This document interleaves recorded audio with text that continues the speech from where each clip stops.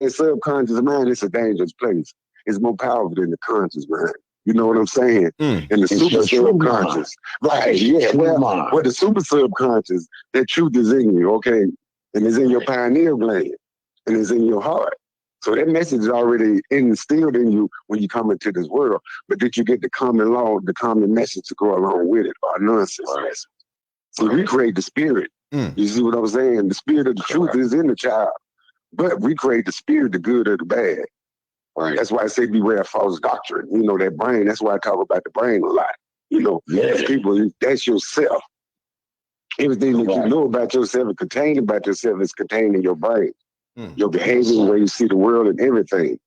So, you know, people don't study their brain and they don't study their heart. And that's what you got to study. Those two right there. You got to study your whole body. Because the whole thing is, everything is connected. You know what I'm saying? Yes, sir. You know, but a lot of this stuff I be saying, you already know. It's just the way I put it in perspective for everybody to understand. Even a child understand this. You know, I be talking like this around some grown men. They be arguing and stuff, but their sons, they had their sons with them, and all of them sons at the same time, they say, Daddy, that man know what he talking about. So I know that message is already in us. You see what I'm saying? That's right. That's why I say if you want to know the truth, listen to the children. I'm already there. They say, oh, sit your butt down. You don't know what you're talking about. The kids do know what they be talking about because they still innocent.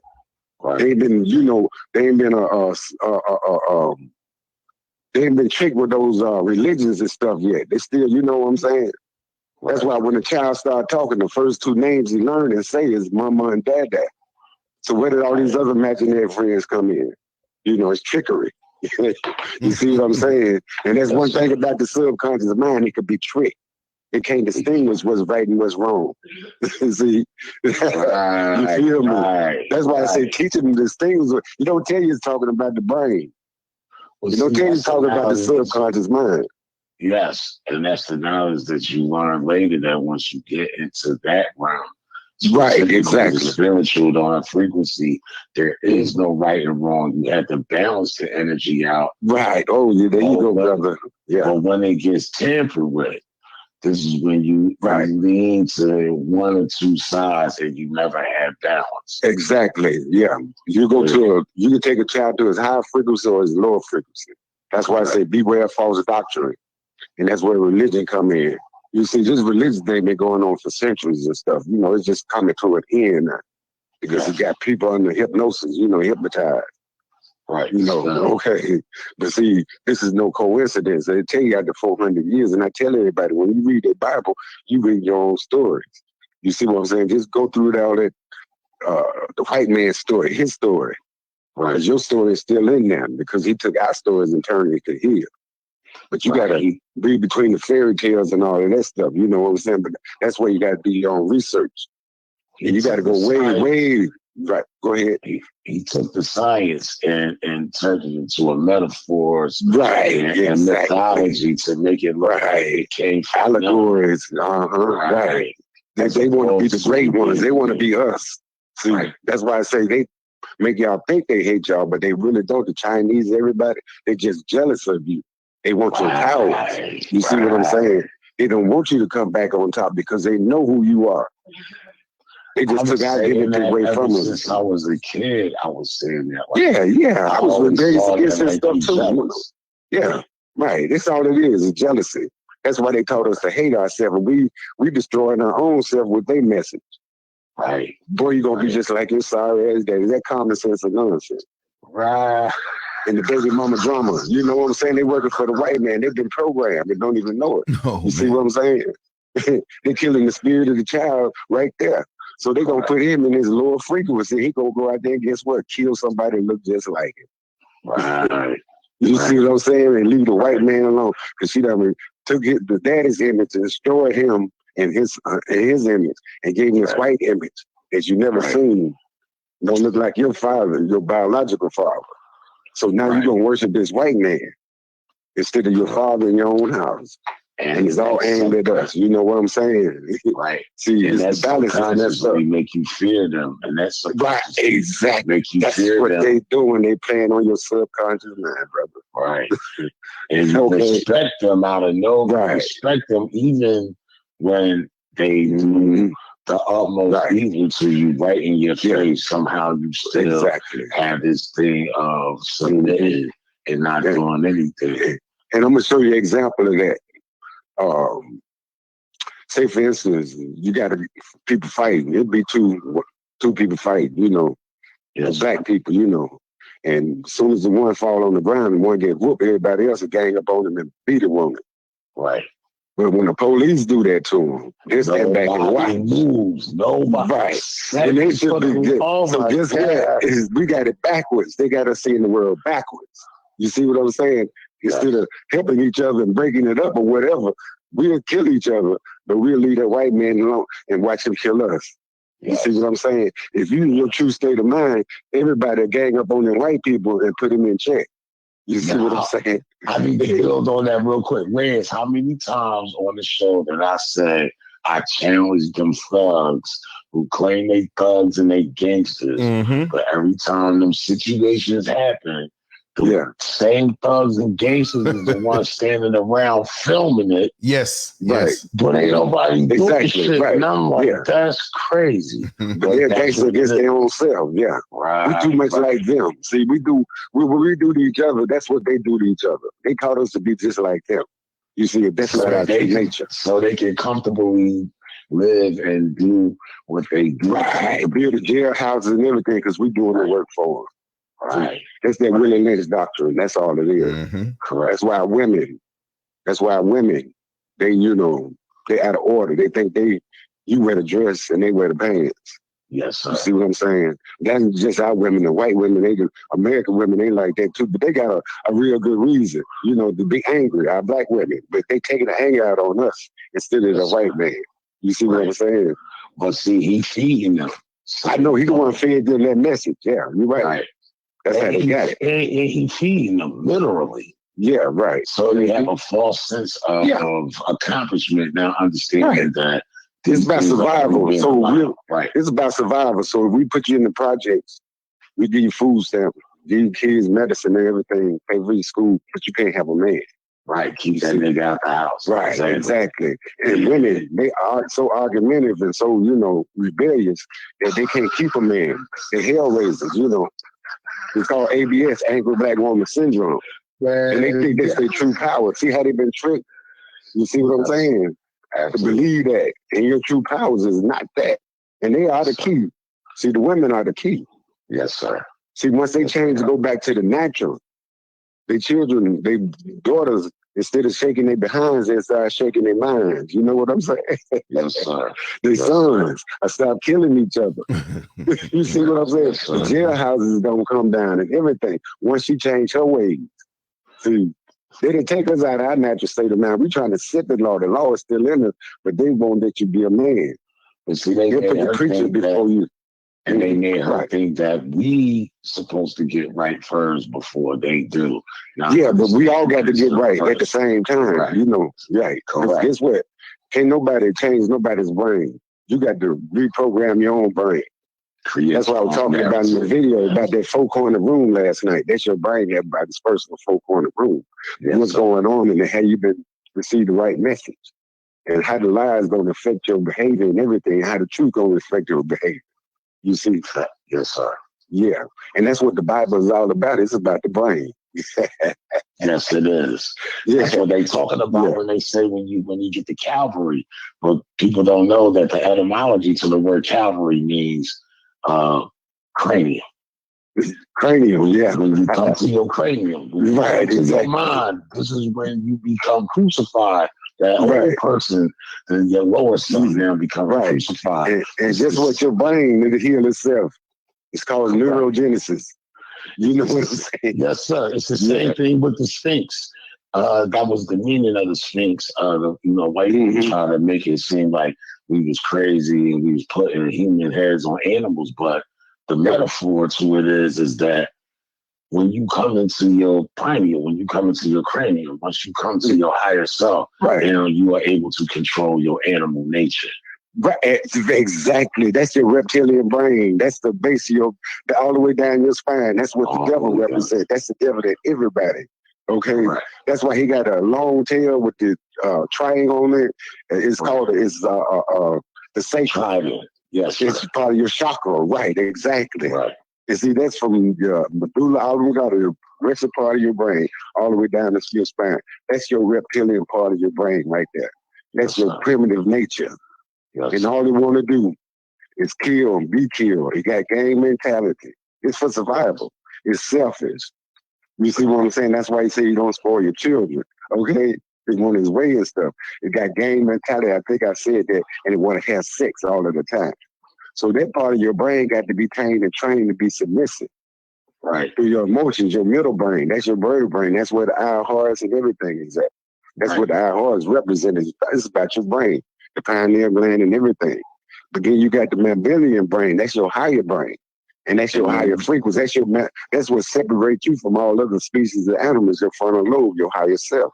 Those are 3 stages of your brain. So you're right. That's what the Sphinx represent. You come from your animalistic self, your wild, lower frequency, up to your higher frequency. Right. And that's what it represents. See, okay. See, Lance, and that go back to what I was saying, Lance, when I was saying how the whole game is that they dressing up the lower self, the basement, to look good so that niggas will not come out of there. And the things that they put in there, they making them think that they in their higher self, but they still in the basement. So they tricking you. Right. So they materialism. Right. And they dressing up to be decorated every now and then to keep you down there, as opposed to coming into your higher self and realizing that those things actually don't even matter. Right. You know what I'm saying? So you're irrelevant. Exactly. And all it is a battle between your conscious and your subconscious mind. That's where the battle's gonna be fought. Okay. That's why you don't need no weapons or nothing like that. We are the weapon. And you see, this is what they don't want us to come back to, our superpowers. Because it might be supernatural to them, but it's natural to us. Right. Right. You see what I'm saying? Right. They came up with that word supernatural because they never could understand what it was. Exactly. They don't have that. They can't go there. They can't go there. Have it. Right. That's right. That's why they make these characters. You know what I'm saying? Superman. All of these. My son asked me. He said that. He said that the black people got superpower. I said, yeah. I said, you see Superman? They say you get his strength from the sun, right? He said, yeah. I said, don't white people burn in the sun? He said, yeah. I said, they talking about us. That's a story about us. We get energized from the sun. We the ones that came from the heavens, from the stars. You know what I'm saying? So the Star Wars is the cosmic wars. And they're mad, and what they do is they play the sight game because naturally they are only evokers. We are evokers. So that's why they taught us to do things to make us think that these are things outside of ourselves. Right, outside of ourselves. Right. Only be evokers and not evoker. Because when you evoking, someone can control what you evoke by what they putting in your head. In your head, subconscious, exactly. But if you are an evoker, it matters not what you control. That you control that, you control that energy, and you control what you evoke. When you evoking somebody.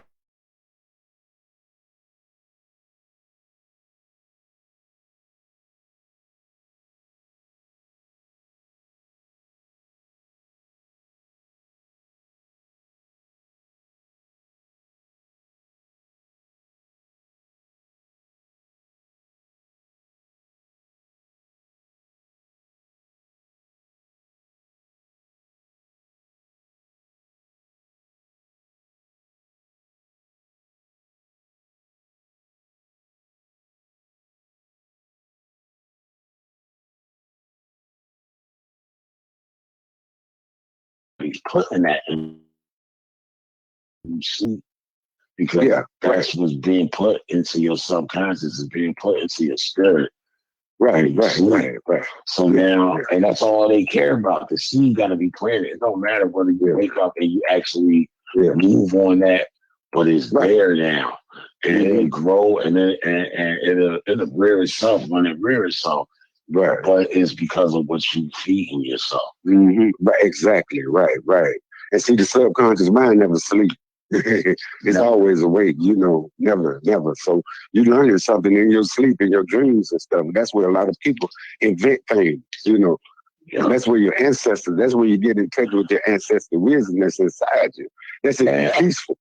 You see what I'm saying? And they know our knowledge and they use it to their advantage and they give us the poverty teachers because if you look at other races, they'll tell you like, yeah, we put our kids to sleep and they listen to mathematics while they sleep.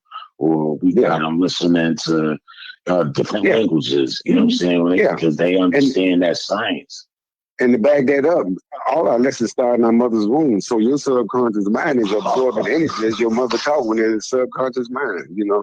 Did I say that, Lance? I said, so I use that as an example because I used to say, because people would say, homosexuality is natural. Some people are born homosexual. No, that's not born that. Yeah. But you know what? I would say that is partly true. I won't say that's totally true. I would say partly only from the spiritual aspect. The responsibility of the mother carrying the womb, whatever she is flirting with, even if it isn't her directly, but maybe the individuals that she's around or the man that she's dealing with, somebody flirting with it. This spiritually can be passed on. These things can be passed on. That's like the Catholic Church do it all the time. Right. That's why they say give us your kids until the age of 6, and we got them for life. Yeah, right. Exactly. Right. But check this out.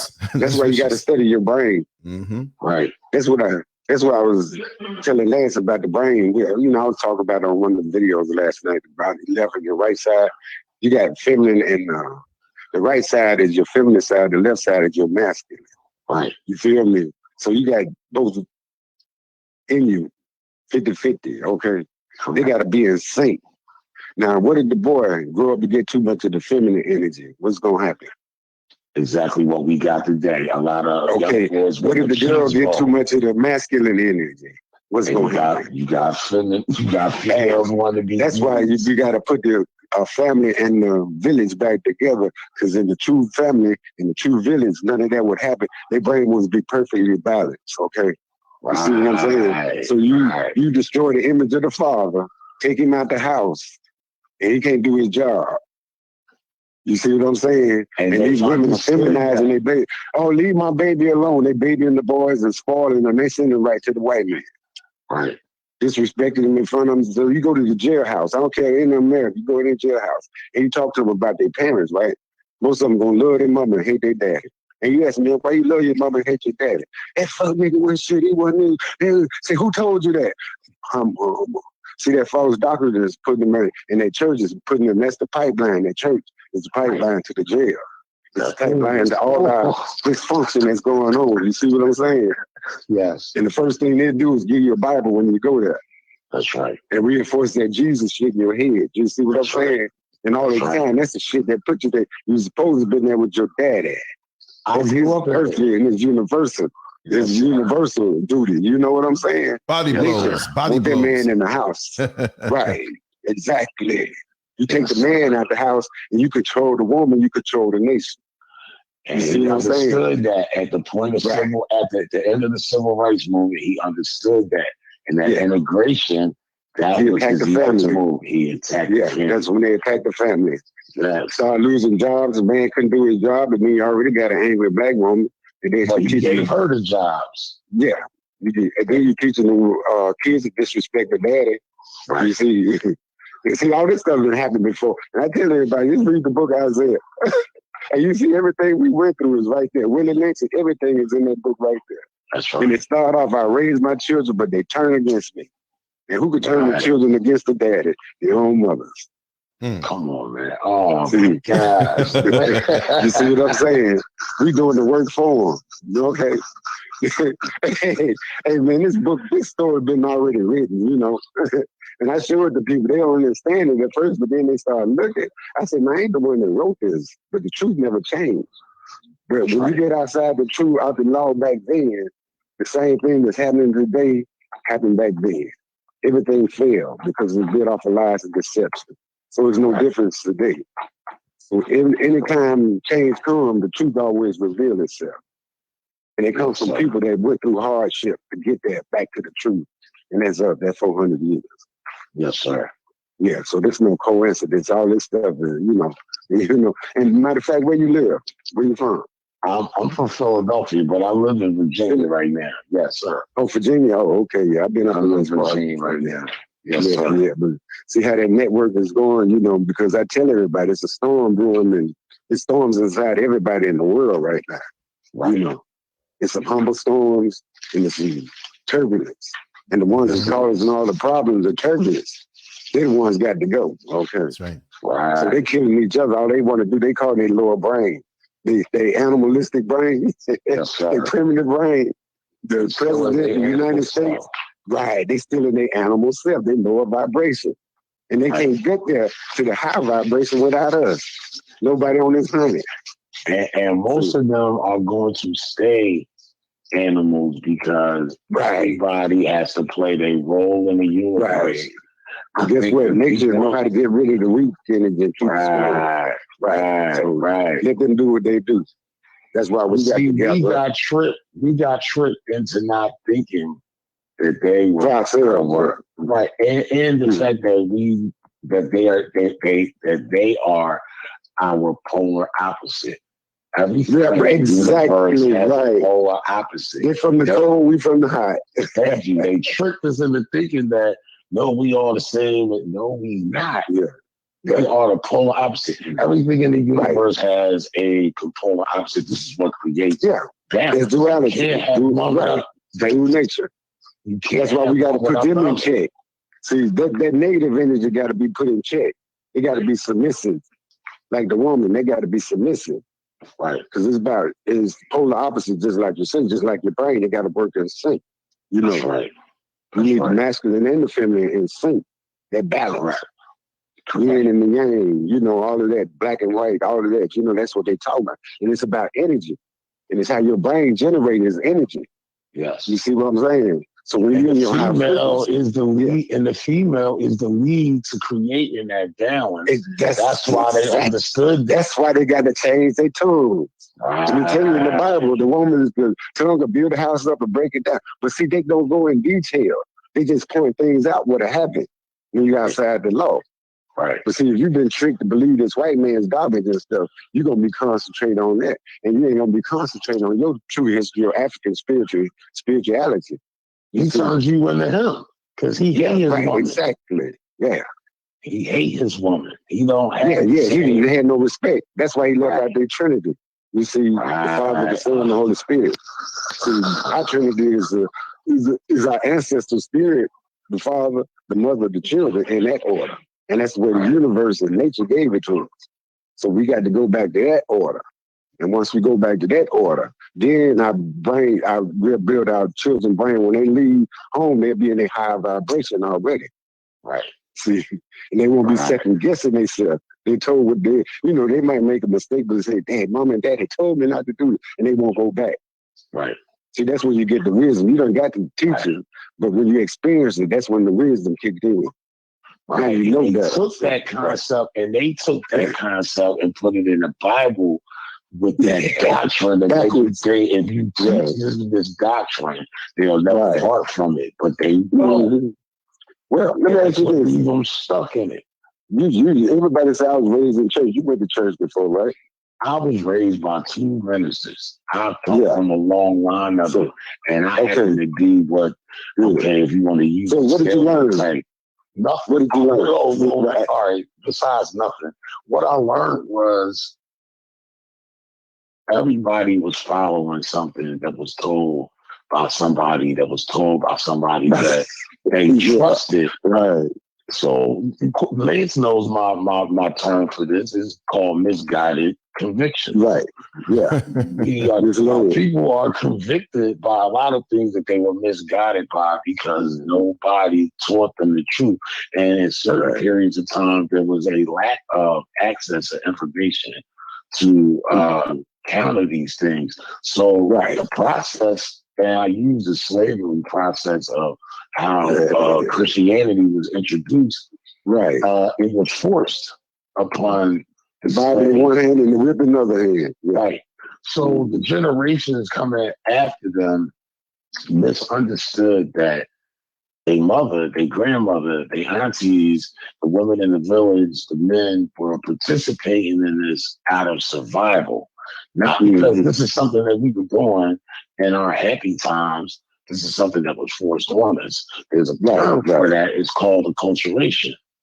And it's right. So they put something in us that didn't have anything to do with us. And then we take it on. And after taking it on and doing it, we forgot that this was forced on us. So now we accept it and we tolerate it. And then it becomes tradition. Once it gets to the point of tradition, this is where everybody gets stuck in a cognitive dissonance because they forgot what somebody didn't tell them. This was actually forced on us. This is not something that we practiced prior to these events that happened. This is not anything that had anything to do with us, but this is their program. Right. And this is where we're at. We're living in the result of deracination, is when they uproot the culture out of you, your own culture out of you, and put theirs in it. After they put their culture in you, now you go through what is called an acculturation process. And this is where you start practicing it. But after generations, niggas don't forget. Niggas don't forgot. This shit was forced on us. This is not what we was really doing. This was as a result of our subjugation. Now, this is what we do out of tradition, and we think it's ours. Right. Well, check this out. You remember this song. Everybody remember this song. Yes, Jesus loved me, because the Bible tells me so. Have you ever seen that song in the Bible since you've been grown? No. How you know they weren't singing you a lie? I did. And cultivate your mind then. See, I was called a demon when I was a child, sir, because you was going against it. From the door, it never made sense to me. No, it never made sense to me either. They couldn't get me with that. They couldn't stand me in church because people would be getting heads laid on and falling out, and I'll be standing there looking at these niggas like they're crazy. Yo, this don't make no sense to me. See, I'm going to tell you something. The ancestors choose their own messages, okay? And when you're a child, you rebel against all of that, just like I did. You know, I never believed in it. None of that. Did I say that? I said there's always some of us that fall through the cracks so we can bring the rest of us back. Right. Oh, yeah, right. Exactly, right. Well, the brothers in the Bible, all of them was astrologers, and all of them came from dysfunctional homes. Right. But they came from their lower self. When they said they was walking around 40 years in the wilderness and they made it to the top of the mountain, they was in the wilderness of the mind and their animalistic brain. You know what I'm saying? Just like Malcolm X at first, you know what I'm saying? Right. But when he went to jail, like most of them do, that's when you get to go into yourself. Right. See, Malcolm had somebody to teach him the African part. See, okay? The African history and stuff. Because, see, I'm going to tell you something about Malcolm. He might have been with the Muslims. His brothers and sisters got him into Muslim. But his father is the one that planted the basis and the seeds. His family did. You know what I'm saying? Africanism, exactly, because he was a follower of Marcus Garvey. Marcus Garvey, right. There you go. Right. And see, he used to take Malcolm with him. You see what I'm saying? Right. So Malcolm already was schooled by his daddy before they killed him. Right. You see? But see, he had to go do something. Like you say, he had to plan to his higher self, his high vibration. And once he got there, that's why he was above everybody else. And that's why they didn't like it. You see what I'm saying? Because he had this straight up fire. Now, King was being submissive at first. He was trying to get you to turn the other cheek. And that's what Malcolm said, no. But see, King found out he was being used. But then at that march, when he had all them poor people up there, that's when they turned against him. But that's when he started speaking the truth. Because when he was giving a speech, he was looking at this paper, and all of a sudden he put the paper to the side, and his spirit took over. You see what I'm saying? Because he realized what happened. That's what he put in his last speech. He was like, I brought my people into a burning house. He knew what was going on. Like, this was not going to turn out the way they make it out. This was actually going to be more to our detriment. And it was. And it was. Actually more to our detriment. But when that spirit hit him, and that day, that's when it hit him. That's when he started speaking the truth, and he went to his higher self. And guess what? When Malcolm had to go to the Mecca and come back, he had to come down a notch. But when he came back, Both of them was on the same frequency. Okay, that's why I said, no, we got to kill them. We got to kill them. We can't let them come together because Malcolm already touched base with the brothers over in Africa, and they killed him the same time. I forget his name, but they killed him the same time they killed Malcolm because he was getting ready to reconnect, and they don't want us to do that. See, but they don't know Africa is calling. Africa is calling us. Even the leaders over there, they calling on us. See, and see the revolution, the evolution to the frequency. Right, exactly. And guess what? It's going to jump out from the south. You see what I'm saying? Because this is where slavery started. This is where it began to end because the spirit is strong. And I tell everybody, this is sacred ground. A lot of brothers and sisters been hanging from trees, the bloodshed and everything. But the spirit, in the state, they waking up. Right. I know it. Willie Lynch, 1619. Willie Lynch, they brought him in 12, wasn't it? Yeah. I live down the street from where that place is. The Jamestown River, named after the illustrious king. They say the Romans would be jealous of us. They use crosses and stuff, but I said, man, look at this. It's the same shit back then, and how to domesticate. That's all it is. They domesticate. In the James River, I live down the street. Right, yeah. That place is absolutely nuts. Yeah. So see how far we came? Like I say, 1619, they had, 400 years of that? See, the Bible is fulfilling this prophecy, and that ain't nobody but us, okay? There ain't no other people in there. You can put all the white people in these white names, Jesus and all that stuff in there, but you read between there was African kings and stuff, Well, that was the politics to create the self-hate because everything that was us in there was actually cursed. Yeah, and and demonized, and they didn't look good. You know what I'm saying? And that's something I always tell people, like, you gotta understand, if you get into the historicity of the book and who wrote it, then you will understand the language, you'll understand the context. Why are they writing this way? How come everything that looked like us is demonized or cursed or killed in there, and then they are upheld as the highest. That's why they made sure that image looked like them. Made you young. Yeah. So subconsciously it's in you.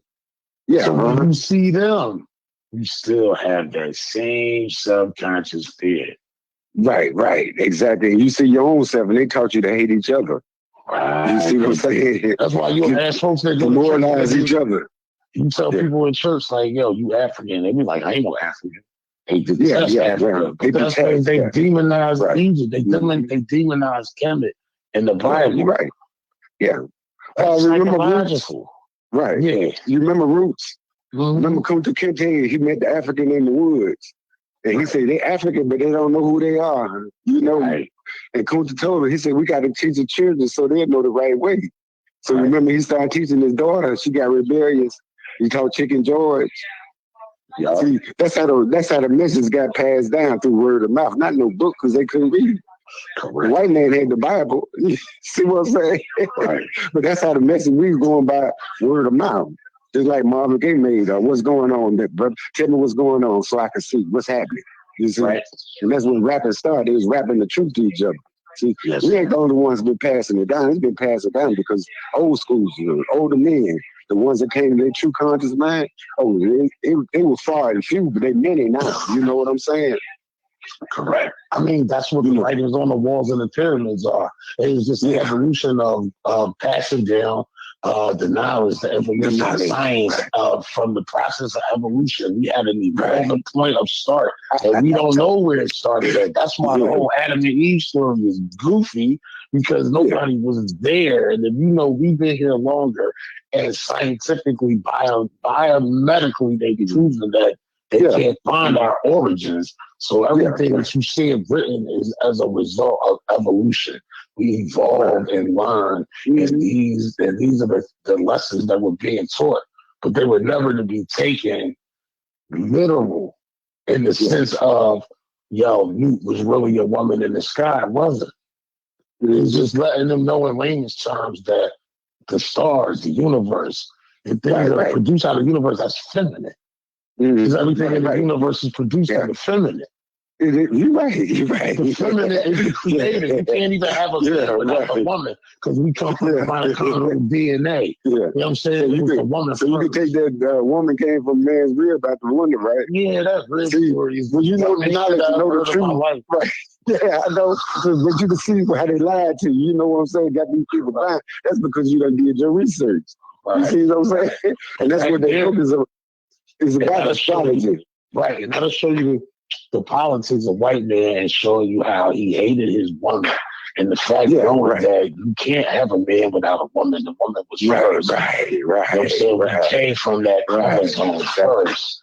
You know what I'm saying? XX chromosome, asexual reproduction. They can't handle that.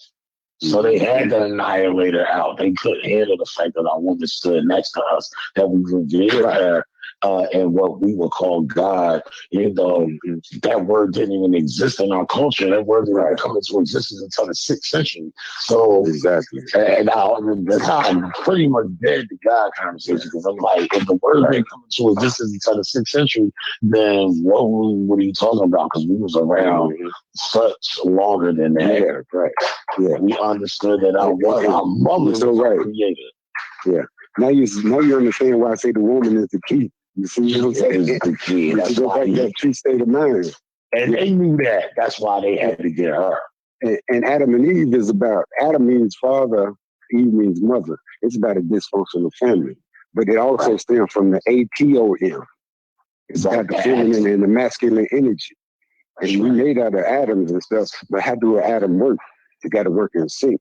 You know, we got the proton, neutron, electron. Look at the man as being electron. And the proton, the energy, and the woman is being a neutron. That's why she got to be submissive to distribute the energy. So Adam and Eve, that story going on today. Adam was a henpeck, okay?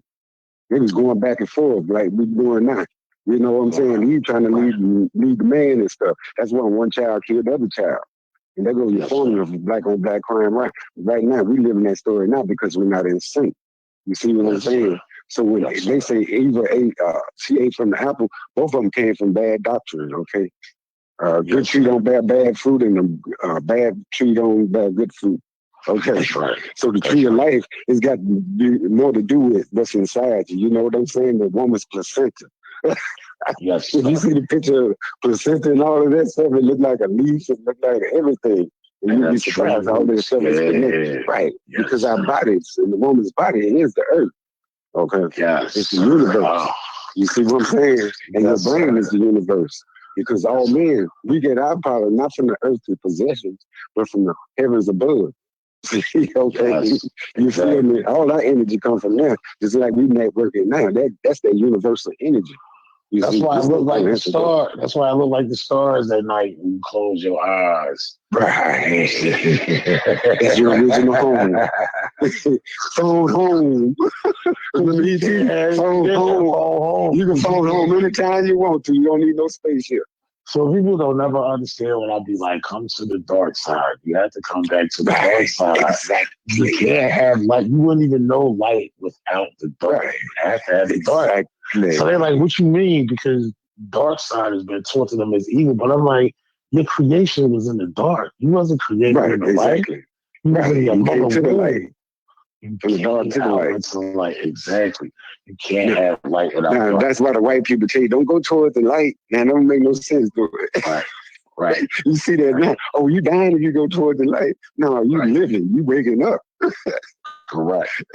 That bug go off in your head and telling you. So see how they could program you to believe a lie, and you could be blinded by that lie, and all of the time the truth is right in front of you until somebody teach you and wake you up. Then you say, nah, see, you've been seeing all the time because it's in your subconscious mind. You see what I'm saying? Yeah. Mm-hmm. Yeah. You've been doing your homework. Yeah. Yes, sir. Yes, sir. Go ahead. Yeah, no, I was saying, I've been listening. I was listening to you, and that's what drew me to call, because I was like, yo, he's on it. But what's so astonishing is that it's you, it's an elder that's talking this way. A lot of our elders are not talking this way. No, because they've been programmed. See, that's why I say each generation gets smarter and wiser. My brother and sister, I'm number 9 out of 10. I'm the youngest boy in my family. You know what I'm saying? Wow. So I grew up with my brothers and sisters' children.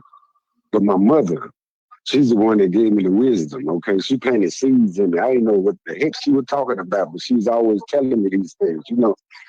And after she passed and after, you know, I got out on my own and I started experiencing things and I always heard her voice. I said, hey, that's what she was talking about. How did she know all of these things? Right. She had to go through a phase. She had to come back to a true state of mind. And when she did, I was still in the house.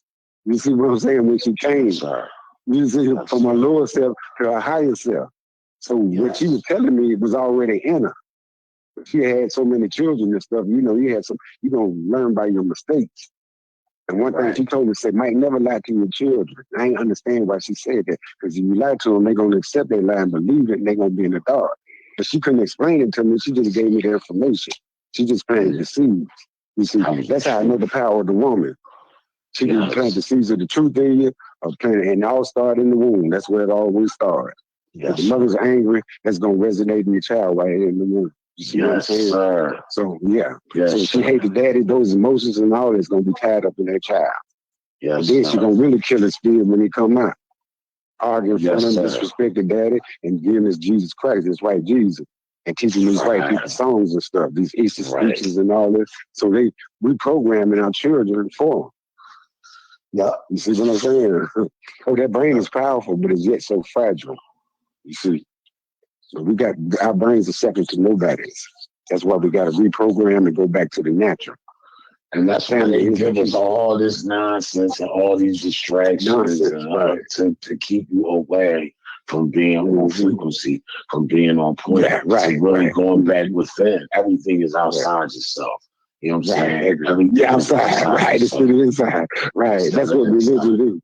Because they're evokers. They're evokers. Right. Yeah, everything that they doing is really a byproduct of what they took from us. And the Chinese and the white people, they destroy. Everybody. Because they don't have that natural connection to the universe that we do. No, they don't. No, they lost that when they went to Europe. Following their religion, you can tell the difference. If you go to white folks' church, is dead and that is dead. Yeah, it is. Yeah. You go to black folks' church, even though they hooping and hollering over some goofy shit, but you can feel the energy. The energy is totally different. That's that Kundalini energy too. That's in the church. They just don't know it, you know. That's why I say we speak the truth, sing the truth all the time. We just don't walk it. But it's still there. It ain't went nowhere. You see, okay. So they think they dancing to that, but it's really the music, the beat that they really dancing to. You see, because the beat is universal. That drum beat, it's universal. And that's why the music industry took over it and made them use that 808. But they put low frequency. They keep you in low frequency. So they got you talking about killing self. The thing me and Lance, we talked about this on one of his shows. That I was talking about how the drum, we use the drum in a lot of instances to get our warriors ready. Because that rhythm, that energy changes your molecular structure. Yeah, it do. Yeah, go ahead on, brother. It gets you hyped. It got the hype to get them ready. They know that. Your DNA, right. So now they using that 808 drum again, that deep drum again, and it's changing the molecular structure. But the problem is that the shit that's being said on it is telling them, go kill another nigga. We're going to run down on these niggas. Yeah. We don't care. That's what you've been programmed to do. Exactly. Because I know that drum changes their molecular structure. So all we got to do is get this coon here to say these things so we can keep them fighting each other. Because I said this, when niggas is getting ready to go run down on somebody and do something criminal, they not listening to Marvin Gaye. No. That'll calm them down. See, you got to look at the megahertz. So that track music is and they dropped the megahertz from 432 and made it lower so you can stay in their lower vibration. In their lower vibration, Now, so top it off with some egregious lyrics Yeah. Talking about killing each other, and now there you go. And that's why I'm telling you, their song, yes, Jesus love me. They gonna keep you in your lower frequency. They programming you, right, to keep you from reaching your higher self right then and there as a child. So you grow up with these imaginary friends, right? And they don't realize it. And what they don't realize is that when they sing that song, they're also singing about Lucifer. Yeah, right. They don't know they're the same person. Yeah, right, exactly. Well, I had to explain it to my mother. Now she went to seminary school, got a degree, and it fucked her up completely. Because I was like, "You understand they're the same?" And she was like, "No, they're not." I said, "What do y'all call Jesus?" Yeah. Y'all call Jesus the bright morning star? They're like, "Yeah." And what do they call Lucifer? The bright morning star. And it's in scripture. But y'all can read your own book. Right. Yeah, they can read it. But if you've been programmed to believe a lie and see a lie, when you read the truth, you know, you got to hear it before you can see it. That's why people get upset when you go against their religions, you know what I'm saying, their beliefs. They don't know dissonance. There you go, my brother. They get stuck. That's an exorcism, okay? That's another word for exorcism, okay? You exorcise that devil in it. I mean, telling people embrace the Satan. I get it. You know, it's the evil balance of the universe. You gotta embrace the Satan, man. Don't you see them get mad and they start spitting at you and stuff? See that devil coming up out of them, scared the hell out of them. And see, that's our the message of the truth is our weapon. The tongue is the mightiest weapon. And that's all we got to do. You know, people say, Mike, you get to you calm and stuff. Why I got to be upset? Wise men don't get angry when you speaking the truth. You let the truth do the work. Gotta be argued. Right. That has to be argued. No, because I know they don't know any better. But guess what? After you get through the battle with me, you gonna know better when you leave here, because you ain't gonna forget it. You know. I know that's right. Because we gonna whoop spiritual ass whoopings, okay? That scene plan works the same way. It works both ways. You know, that's what they do. They put up subliminal messages. So, they don't care whether you act on it right then and there. They know is they're putting your subconscious. It's just like the person that be like, I never had any contact or any exposure to a guy, and then I had near-death experience, and I found out. No, nigga, that shit was already there. Yeah, you can't say you never was exposed to God. If you live in this country, you was exposed to God since you was a kid. Whether you pledged allegiance, whether you looked at a doctor, you seen the shit on the billboard, and you watch, that's all by design. This is called social engineering. Yeah, social engineering. There you go. And we so far into it. Yeah, that's why I'm like, thank you. So we so far deep into it. I don't really argue with a lot of black people. I'm like, listen, everybody got to play their role at this point. Right. So the babies can see the difference. I won't stop a loser from being a loser. Keep being a loser. Good. You chose that narrative for your life, but that's good. That shows me what I don't need to be. Really, nobody choose their own path. You know what I'm saying? It's up to the parents. You know, a child don't choose their parents. Their parents don't know any better. You know what I'm saying? Right. That's why we had to go through 400 years of oppression, and they destroyed the family unit. You see? So once we put back together, we see as a whole how powerful we are and how the nature and the universe playing for our children once they leave home, just like the animals. They get theirs right, don't they? When they don't raise their children and stuff, they kick them out because that's why they got our mothers, because the mother is your first teacher. She's your first teacher from the womb. From the womb, first teacher. She's your first teacher. That's why all our lessons start. So she's the key. Right, just like the animals. The man will leave the seed and walk off, but guess what? Mama gonna teach you how to hunt or whatever you are. They making her go even further and further into her lower self. That's why you got the reality TV. Like they really took her deeper into that. So I'll be looking at that and I'm like, it was terrible how they are making her look like this is the only life she could ever be in. You know what I'm saying? As opposed to the one thing about it, they gotta understand. What they gotta understand, they still gotta come through us. That's the way the universe and nature plans. We might have been here first, but the head, okay, our responsibility to protect her, you know, all of that. Protect the women and the children, and the guy. And they say these little boys out there, they running wild. The girls, they ain't had no discipline. They ain't got no direction because you took the daddy's image and you took him out the house. His job wasn't there. So you tell him what's wrong with him. They lower brain. They ain't got no balance, unbalanced brain. You see what I'm saying? I was watching these lions on, National Geographic and stuff, because to study psychology, study animal and human behavior. You see, so animals teach you a whole lot about you. We learn a lot from them. They learn a lot from us, but we learn more from them than they do from us because our brains is what separates us from them. Right. But anyway, these teenage lions, it's a big mega pride.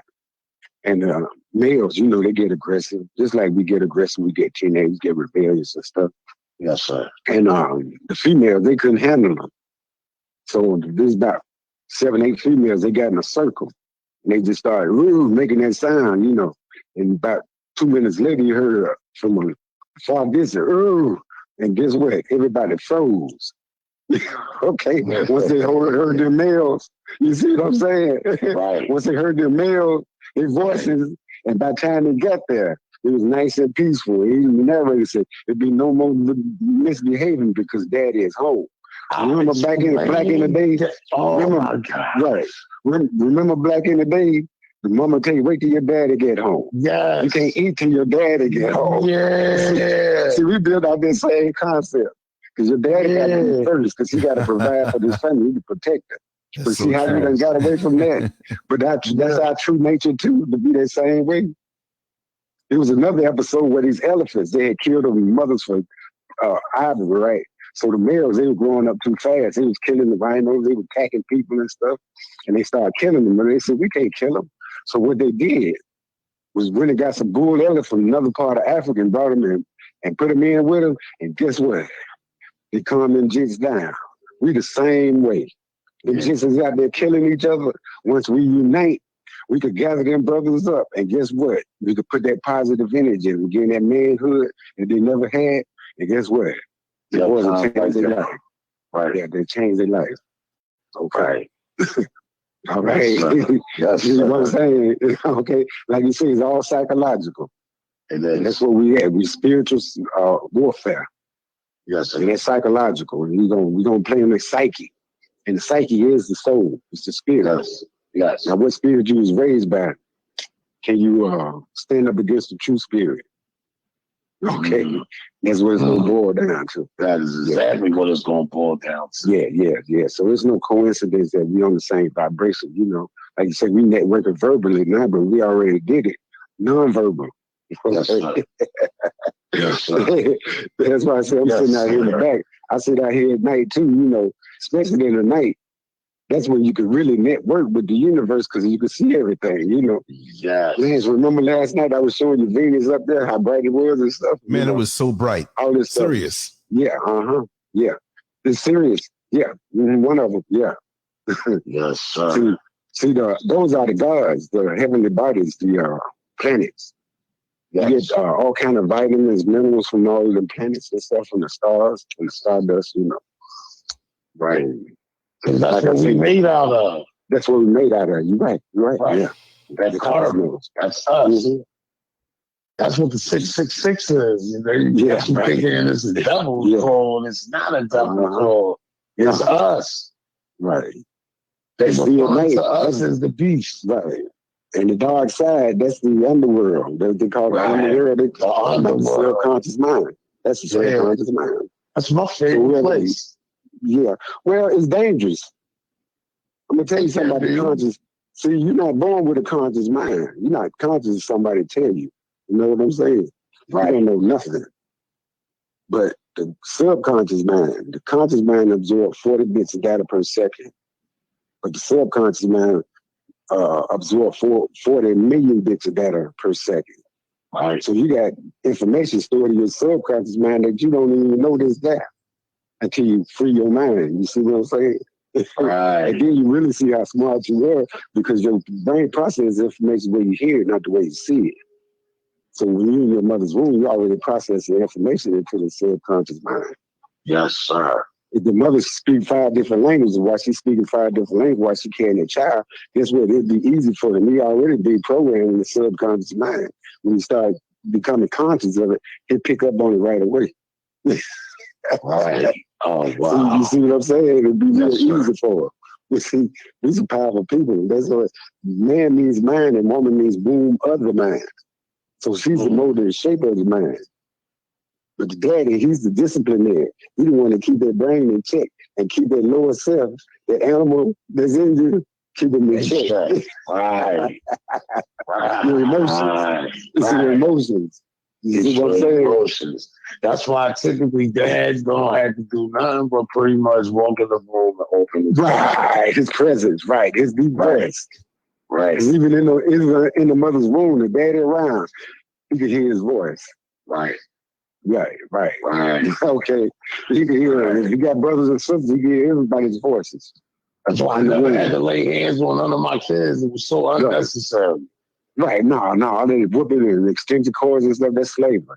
It don't take none of that. Right. It's never necessary. Mm-hmm. The animals chastise their children, you know. Yes, sir. They're doing it in the way they're supposed to do it. Some might be aggressive, but, you know, they get the message. Yes, they don't be overly aggressive, you know, but they let them know you can't do this. Yes, sir. So if you teach the children in the right way, the universal way, the way nature gave it to us, in a universal way, it naturally conforms to what's already in their heart, what's already in their DNA. Yes, sir.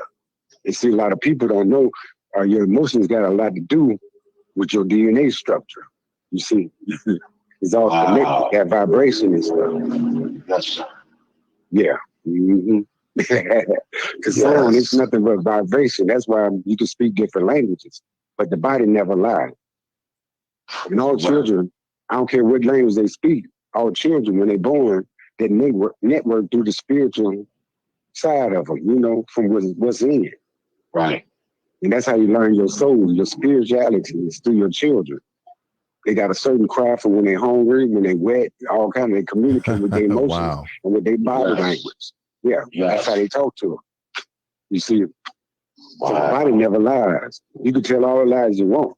All you gotta do is look in the person's left eye, left emotional eye, and it'll tell you a whole lot about it. That's their true self. The right eye is your kind of your false self. You know what I'm saying? It's just wait till a person's soul is through his eye. So you can read a person two ways, physical and spiritual, just by looking through his eyes and when he opens up his mouth, verbal and non-verbal, you see. That's right. Yeah. And it's funny how the way you feel shows on your face, no matter how they try to hide the states. That's right. Right. See, one thing about the soul music, we've been singing the truth, and that's the best way to teach, is to sing and dance. That's how the Africans used to get a wisdom to the children. They sing and dancing to them. And we've been singing and dancing the truth the whole time we've been over here. Right. So that message is in everybody's subconscious mind. You know the lyrics to the songs, the message is already there. It's just up to stimulate and put in perspective for everybody. And that's why they felt the need, that's why they needed to be able to control that. Yeah. Manipulate what was being said. Yeah. Right. Because hip-hop was bringing that back full force, and they had to change that. They changed it, They went to a lower frequency, They had to. But that's all right. That's signs of the time. It was going to get worse before it get better. Correct. It's true. It got to get worse before it get better. Always greater later. You got to see there's something wrong. Right. You got to take the good with the bad. Yes, sir. Like you said, that's man's duality. So we're going into a righteous world, but unrighteous people not going to make it. Right. It's for everybody. Right. We are the leaders. We the vanguards of that new world order. Okay. Not this Illuminati crap and all this stuff. Ain't no secret no more. You know, they done took money and put Egypt all over it, you know. Right. Like they built, they still can't figure out how they built. But they can't figure out how they're built. Exactly. This has always been. So, you know, I never fell into that inferiority thing.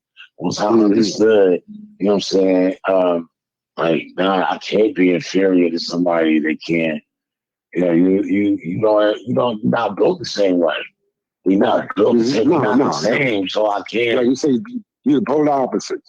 Right. So They there's no come from the cold, we come from the heat. Yeah. Right. So there's no, like, I wouldn't even consider comparing. Like, even, Right. there is no comparison. And the thing about it, when they got to Europe, they were Africans. But over 25,000 year period, they mutated from black to white. They had to adapt to the cold. But see, nature was cruel to them. We had plenty in Africa. We had to kill each other, eat each other and stuff. That was them talking about they were cannibals. And that's why we got their attitude. Right. And we didn't understand that type of evil. We didn't even know that. Yeah. So Ice Age put them in there. Right. No, we didn't know it. They didn't really know it until the Ice Age released them onto the world. Right. See, we wasn't prepared for that type of evil. No, no. Nothing about that. See, nature put them into their lower vibration by being in the Ice Age, and they still caught up in it. See, and our ancestors both. You know what I'm saying? Yeah. Even in other lands, they said, like, yo, these niggas is weird, yo. Like, yeah, right. We ain't we've never seen this. No, this nigga don't like women. That's why the Africans, the Moors, that's why the Moors is going in to Europe teaching them. You see what I'm saying? Right. Teaching them how to bathe and do all of that. I think that was our mistake. Well, it really wasn't. We had to this.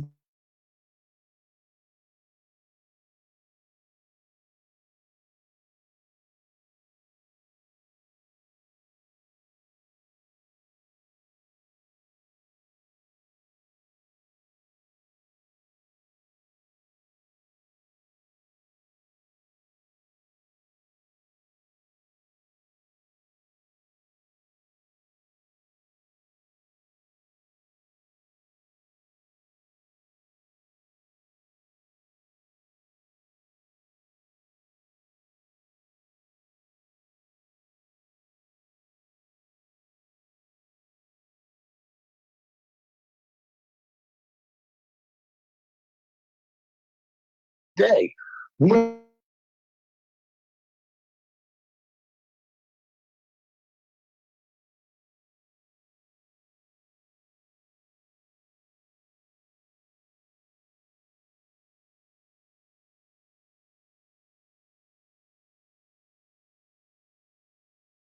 Planet. We was here first. So we had to, you know what I'm saying? And they scared of us coming back to take our superpowers back. But they can't stop it. They can't. See, nature and the universe is in control of this. And those are the people that they are really scared of. They're scared of people like us. They ain't scared of the church folk. I hear folks say that all the time. No, they ain't messing with us because we got the Lord on our side. I'll be like, okay, right. No, they not messing with you because you're not effective. There is no power in what you're doing. And I hear the Hebrew Israelites all the time say that.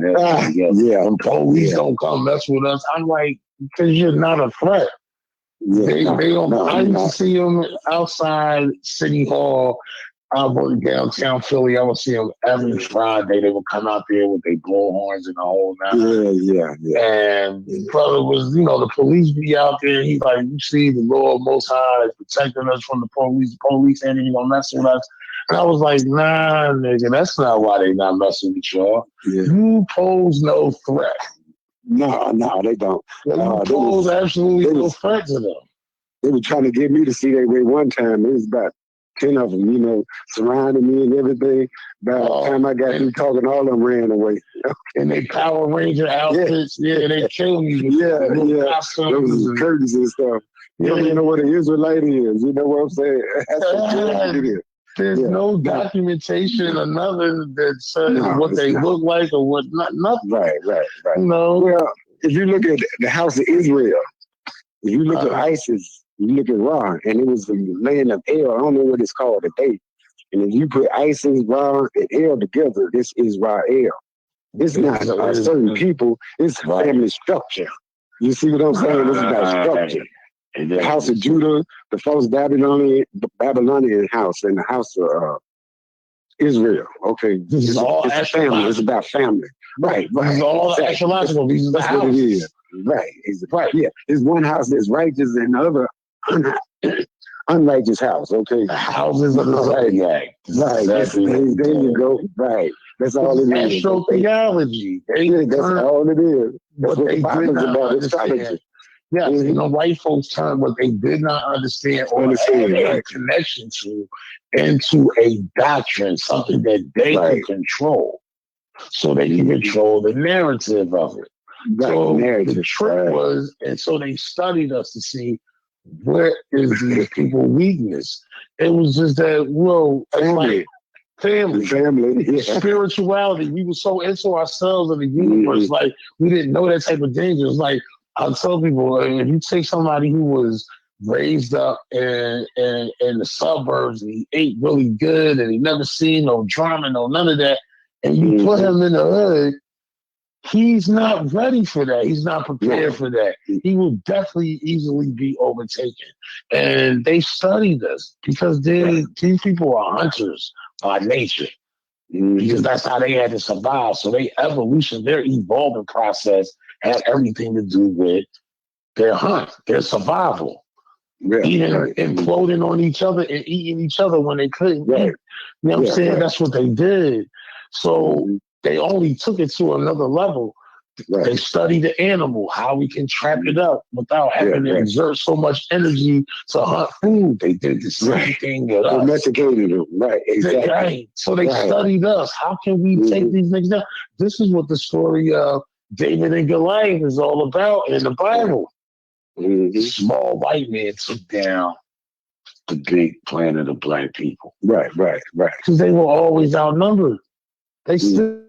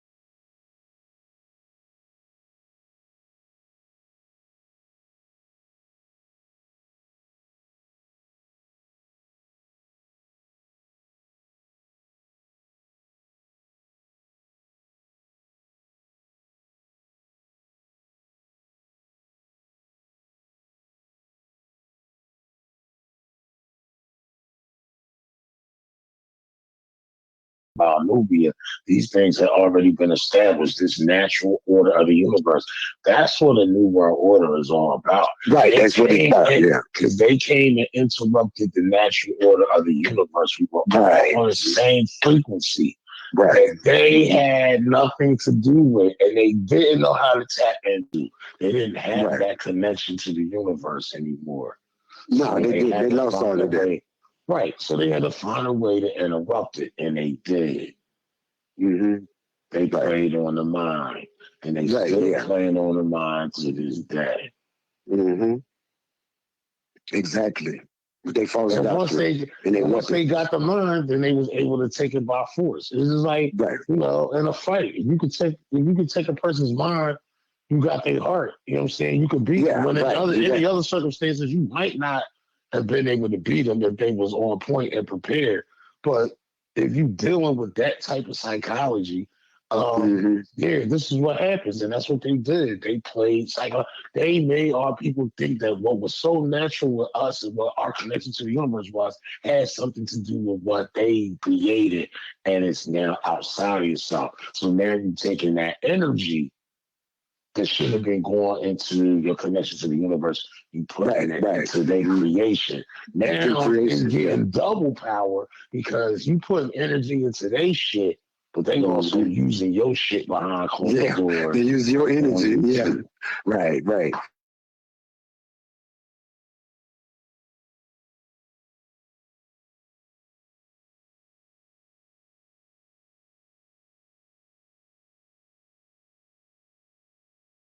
Froze. Right. Then they want to be your manager and the lawyer. Double, triple. Right. And that's what they do to you spiritually. Right, exactly. And then they think they become leaders of you. They can tell you what to do, and all they doing is lead straight to the white man. Go out and vote. And your energy. Yeah, right. Exactly. What you voting for? You don't vote into them. Yeah, right. Exactly. Toward their system. You know what I'm saying?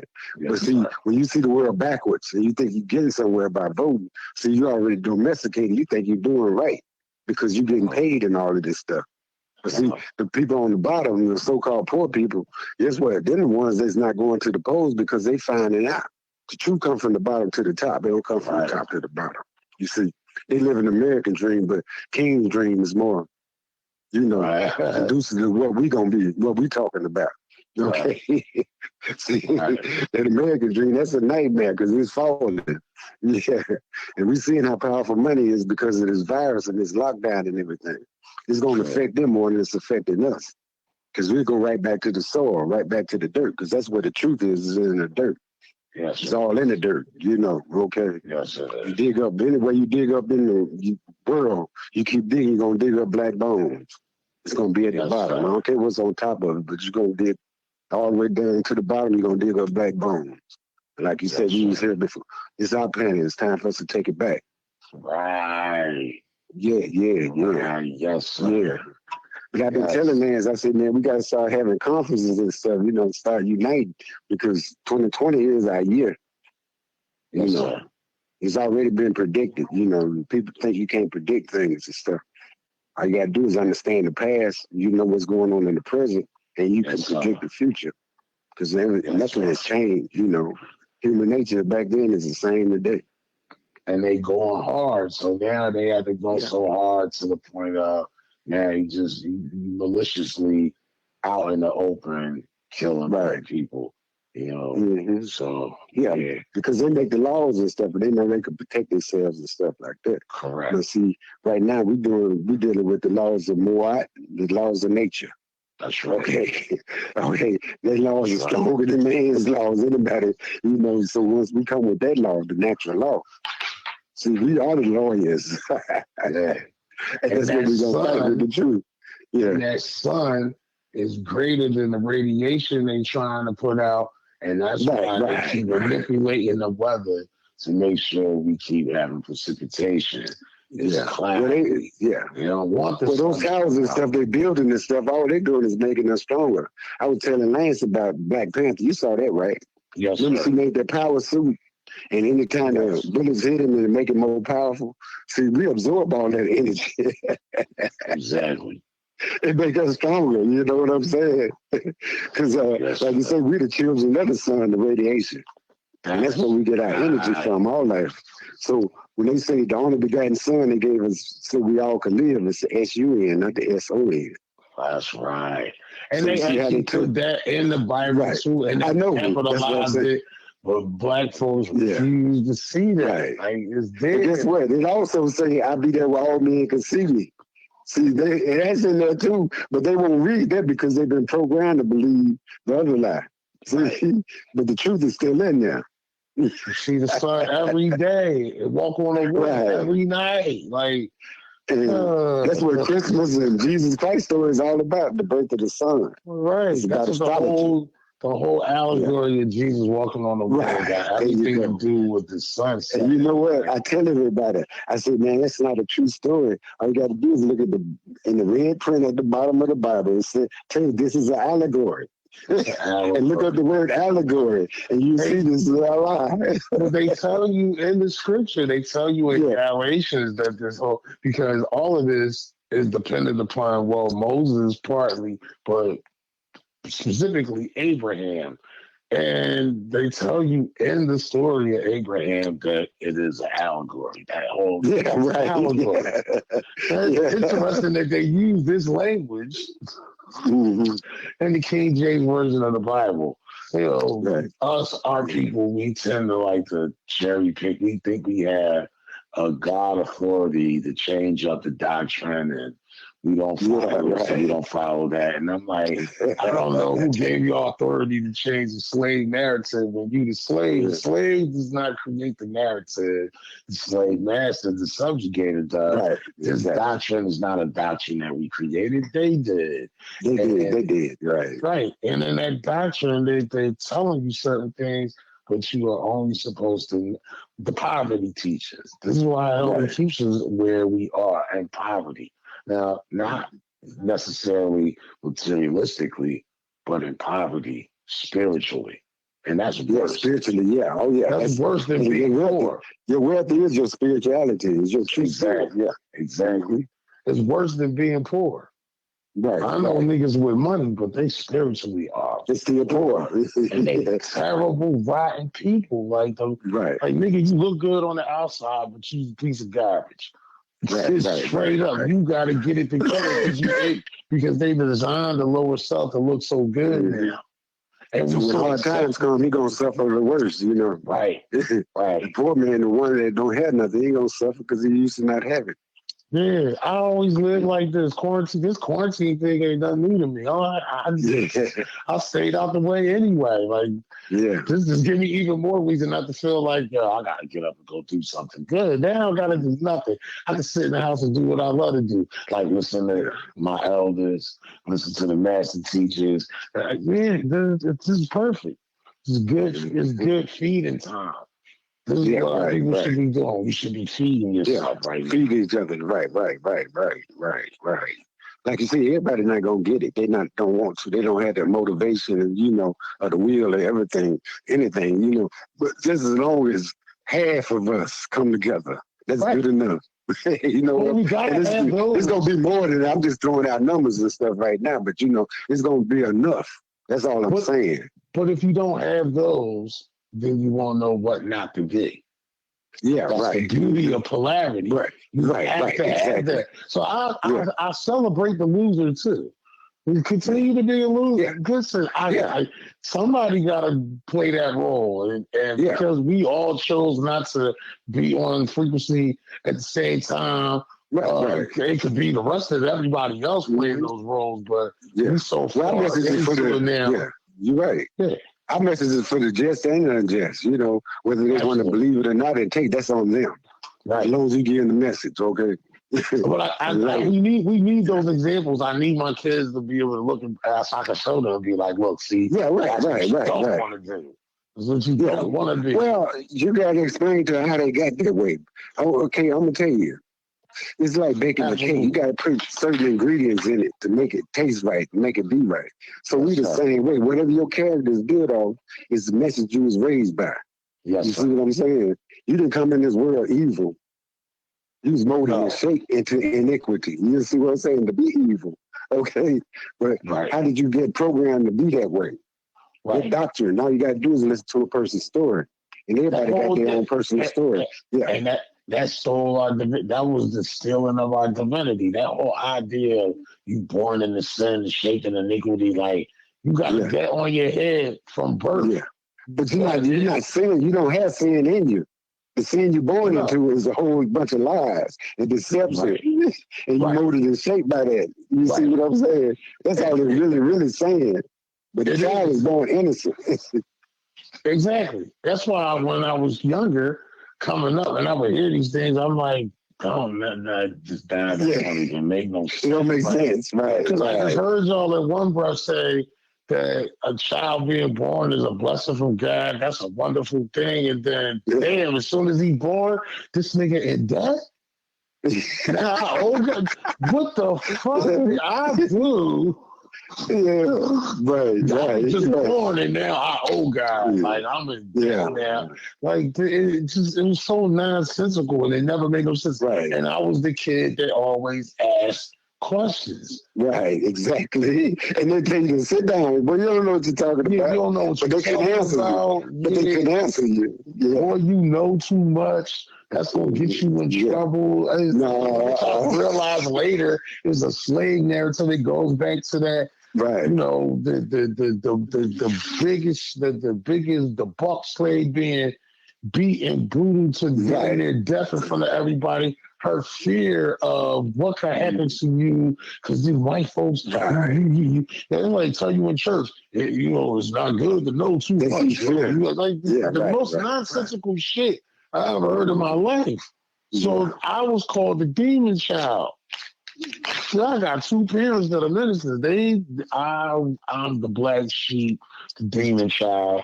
But the truth of the matter is, I wasn't. I was really that beacon of light that they just couldn't realize that's what it was. So now, as I look, all of those people, and just a whole overall picture of the black church and those people that I've seen me coming up in the 70s and the 80s and going to the 90s, how the illusion of what they believed in and what they were taking advantage of during those times, meaning the creation of the middle class, all these things that they were calling blessings because of their belief, the illusion. Now all these niggas is falling off. Right. Their health, everything is falling off. Yeah, because of diet. Thank you. Because of the religion. And me, the one that they said wasn't never going to be shit in life because I wouldn't accept Jesus. My life was going to be terrible. Now I'm the person they turning and they asking questions. Well, you had to go through that to become a messenger like you are today. You see what I'm saying? I was the same way. You know, my brothers and sisters, they were jealous of me, you know. How many brothers and sisters you got? I have 3 sisters and 1 brother. Which one are you? I'm the oldest boy. You are? Mm-hmm. Okay. Yes, sir. Mm-hmm. I would say, I'm called the experiment child. Yeah. Because I think it got different. As, you know, I got older, their methods became different. However, me being who I am, like the rest of my siblings conformed. Yeah. Uh-huh. I didn't. So my siblings made me the outcast. Like, it was like, yo, how dare you be that way? And like, what do you mean? Well, look at all them prophets in the Bible. Guess what? Didn't Joseph's brothers and sisters want to bury him and kill him? Yeah, they did him grimy. Absolutely. Yeah, they did. What about David? The brothers were jealous of him too, wasn't he? Absolutely. All of them. They came from dysfunctional homes. They was either the youngest or close to the youngest. But there was one in the family that did choose. The ancestors would choose. And you're rebellious when you're a child.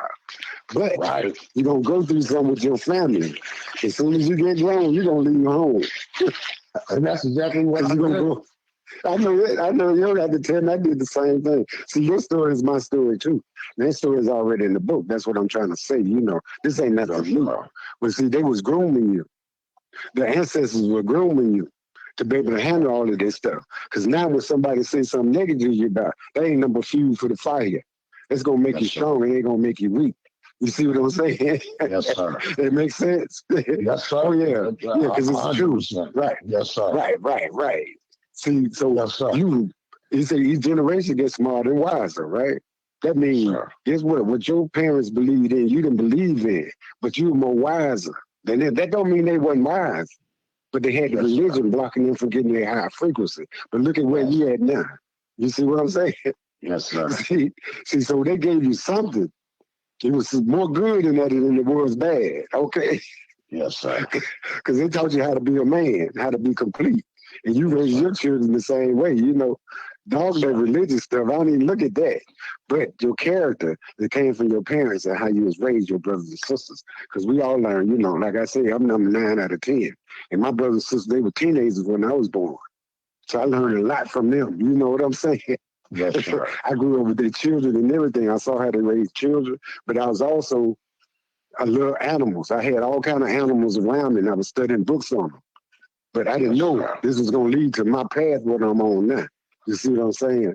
But my brothers and sisters, I didn't think they liked me. I didn't think I was part of the family. So when I was 18, I moved. I left Gary, Indiana, and came to Florida. And that's when my spiritual journey really started, because as soon as I got down here, it was somebody was talking to me in my head, but the voices was coming from the people I didn't understand. I was 18. You see what I'm saying? Yes. But I say somebody's talking to me, it's coming from, I didn't understand it. So I had to learn to go by here instead of sight. Because they weren't walking it, but they were speaking it. And the spirit is strong down here in the South. So I got a lot of my wisdom. I already had it when I left home, but I got more when I came to the South. And all I had to do, the older people, I didn't have to ask them for it or nothing. They just come and sit by me and start telling their stories. I said, man, why these people keep, you know, telling me this stuff? And just come and telling me their stories. And come to find out, they were telling me how they survived. It was the spirit in them. They weren't living like that, but they were telling the truth. Yes, sir. And how they survived this, how they used to make their own medicines, how they used to birth their children, how they used to breastfeed. They were still in tune with nature. Yes. And all this oppression. And our brains were still creating things. The cotton gins, air conditioning, refrigeration, and all this oppression, we were still leading the way. You see what I'm saying? Sir. But we was in tune with nature. We didn't need no medical doctors and stuff. We had the midwives. You see what I'm saying? We was breastfeeding our children. We had the village, we had the barter system. And that's the natural way to live. And that was our wealth right there in the family. And we didn't even have all those diseases. We didn't have none of this, none of it. None of that. They brought it to us. Yeah. Our diseases come from a fly or something like this. Theirs come from the inside out. Right. They have to inject us. You see what I'm saying? Man, listen. Yeah. Okay. So we got to go back to the natural. That's why money don't have the power we think it got. The Bible don't need it, because the white man had the book, he had the money, he had the guns, and the whip. That's right. But we had the spirit. Right. We were still in tune with nature. And that's what we got to go back to. And like I say, he attacked the black family. And that's the greatest institution. You see what I'm saying? That's why it's up to us. Only slaves can hear slaves. Unless we heal each other, we're going to teach the world, because they're going to mimic us. That's the teaching I'm talking about. You see what I'm saying? Yes, sir. Yeah, okay, because we've been teaching them all of the time. And that's the way nature and the universe planned. Because they taught us, we're going to teach y'all first. Then y'all going to populate the earth. But y'all going to see some changes in people. Yes, sir. But when it's time for me to come from my kingdom, I'm going to reveal everything. And that's that time now for everybody to know. And it's free. It has no price tag on it. And that's true freedom. And if you keep going by that white man's laws, you'll never be free and you'll stay down. You will never So you don't vote for freedom. You don't vote for freedom. You take that. I'm the you only can't buy freedom. You take it. Right. Yes, right. And it's for everybody. For everybody that wants it. That wants it, right. If you don't want it, that's on you. We dust our feet and keep on walking. Remember that? You said that. See, the man Jesus, all of them was fighting with their tongues. They spiritual. He even told them, he said, y'all don't act right. I'm going to come back and smite thee with my tongue. So that's the fire. We got the fire. And the fire is the spirit. It's the heart. You see. Yes, sir. I don't know if you heard in one of my other videos, but the heart and the brain connects it to the universe. And it's full of, both of them full of electromagnetic energy. This rules the universe and the earth. Okay. See, that's the positive and the negative energy. Like you say, duality. One get electric and the other attracts it. You know what I'm saying? So it runs through your body. So it got to run evenly through your body. Right. So you got all this religion blocked up in you and stuff, it won't run through that. It's going to get blocked off. False doctrine. You see? You got the wrong engine. You got the wrong. Listen. I said we're a bunch of Mercedes Benz and BMW with engines in them. Right. And we malfunctioning. The car not gonna move right. You know what I mean? Because you got the wrong engine in it. You got the wrong spiritual food in it. Right. Like I say, man don't live by bread alone. You need the physical. That's for the physical. Right. The food and stuff, the bread, and but for the spiritual, that food right there. That's the most important. Right. That's both of them are. They go hand in hand. If you're spiritually in touch, you eat right physically. You know what to eat and what not to eat. And see, a lot of us becoming conscious of what we eating. That's right, sir. Yeah. I know you heard of Dr. Sadie, right? I love Dr. Sadie. I study under Dr. Sadie. I listen to a lot of Dr. Sadie. Absolutely. Yeah, right. Yeah. And he even told you. He said, even the Bible tell you, the medicine, your plants are your medicine. The fruit and the vegetables is your food. You know what I'm saying? Yes. Right, yeah. It said Revelation, the herbs will heal the land. It's exactly what he said. Yeah. And it's the truth. It changed my life. It changed my life. See, so they take the medicines, what we were taught them doing slavery. Right. And now they selling it to us. Terrible. See, black in the day, they could go in their front yard and pick all the medicine they want because they were still in tune with it. But there's still people around, all the island people, everybody. They use the medicine wherever they drop them off at. They use the plants, especially the tree bark. Yes, sir. Trees and stuff. They got so much antibiotics and stuff in them that you'd be surprised what they get from trees. They just don't make aspirin from the tree bark. There's a whole lot of other medicines that come from it. Yes. So the big argument right now is about turpentine. Yeah, that comes from the pine trees. Turpentine is good. This is how you get the parasites out your body. So there's a comedian, an actress. Her name is Tiffany Haddish. Yeah. And they started ostracizing her, trying to clown her because she told people that there's nothing wrong with taking a tablespoon of turpentine to clean yourself out. Right. They're trying to make it look like she's crazy. Right now, turpentine. Yeah, for the pine trees. Right. My mother used to put a little sugar stuff in there, give you a little turpentine. Right. She knew what she was talking about. And take some castor oil so you can get rid of the eggs, and you good. But you don't want black folks to know these things, so anytime a black person says something like that, truth, now they automatically ostracize. They turn you into, they'll say, yo, she crazy, she a nut. Yeah. Don't listen to a comedian and her medical advice. Yeah. They try to make her look bad, on top of the fact she's a black woman. So, yeah. And one thing about Tiffany, she told about the sexual organs, right? She said all babies are females until, the Y chromosome kick in and turn into a male. That's right. So a man's penis ain't nothing but a long vagina. That's right. I said, boy, she put it down. I said, she put it down. They handle it. They can't. They can't. She knew what she was talking about. Absolutely knew what she was talking about.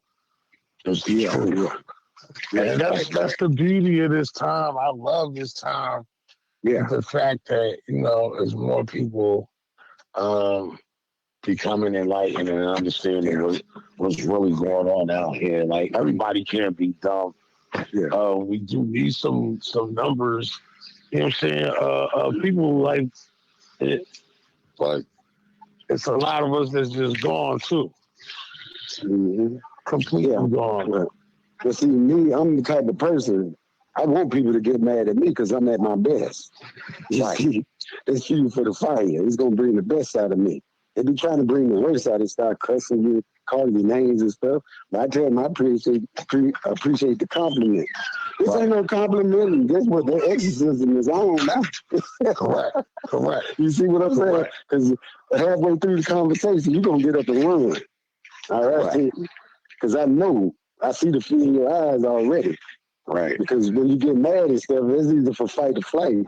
And I know you're not going to run up on me because this force field I got. Okay, these words is coming from my mouth and gonna let you come up on me. Okay, but you don't run. You see, and that's for everybody. I'm not the only one to give this information. It's a whole nation of us. Like I said, that's why me, you, Lance, and a whole lot of other people is picking up momentum. The more angry people get on the earth, the more dysfunction we get, the more we rising up. Yes, because sir. we get ready to do battle. We get ready to do spiritual warfare. Okay? Yes, We're going to sir. take it to the subconscious mind, the underworld. Yes, sir. To the spiritual world. Yes, sir. And that's a real battlefield. That's our battlefield right there, okay? It's a real place to be. Yeah, okay. It's a good place to be when you know the truth and you know what's on your side and you know what's there. In the secret subconscious, you know that the ancestors waiting on the ancestor wisdom is going to engulf you. Your own subconscious mind will engulf your own self, okay? And we have to continuously acknowledge them and their existence. That's the whole other thing too. Is that no one, our people don't plainly see out in the open. They have you ignoring your ancestors.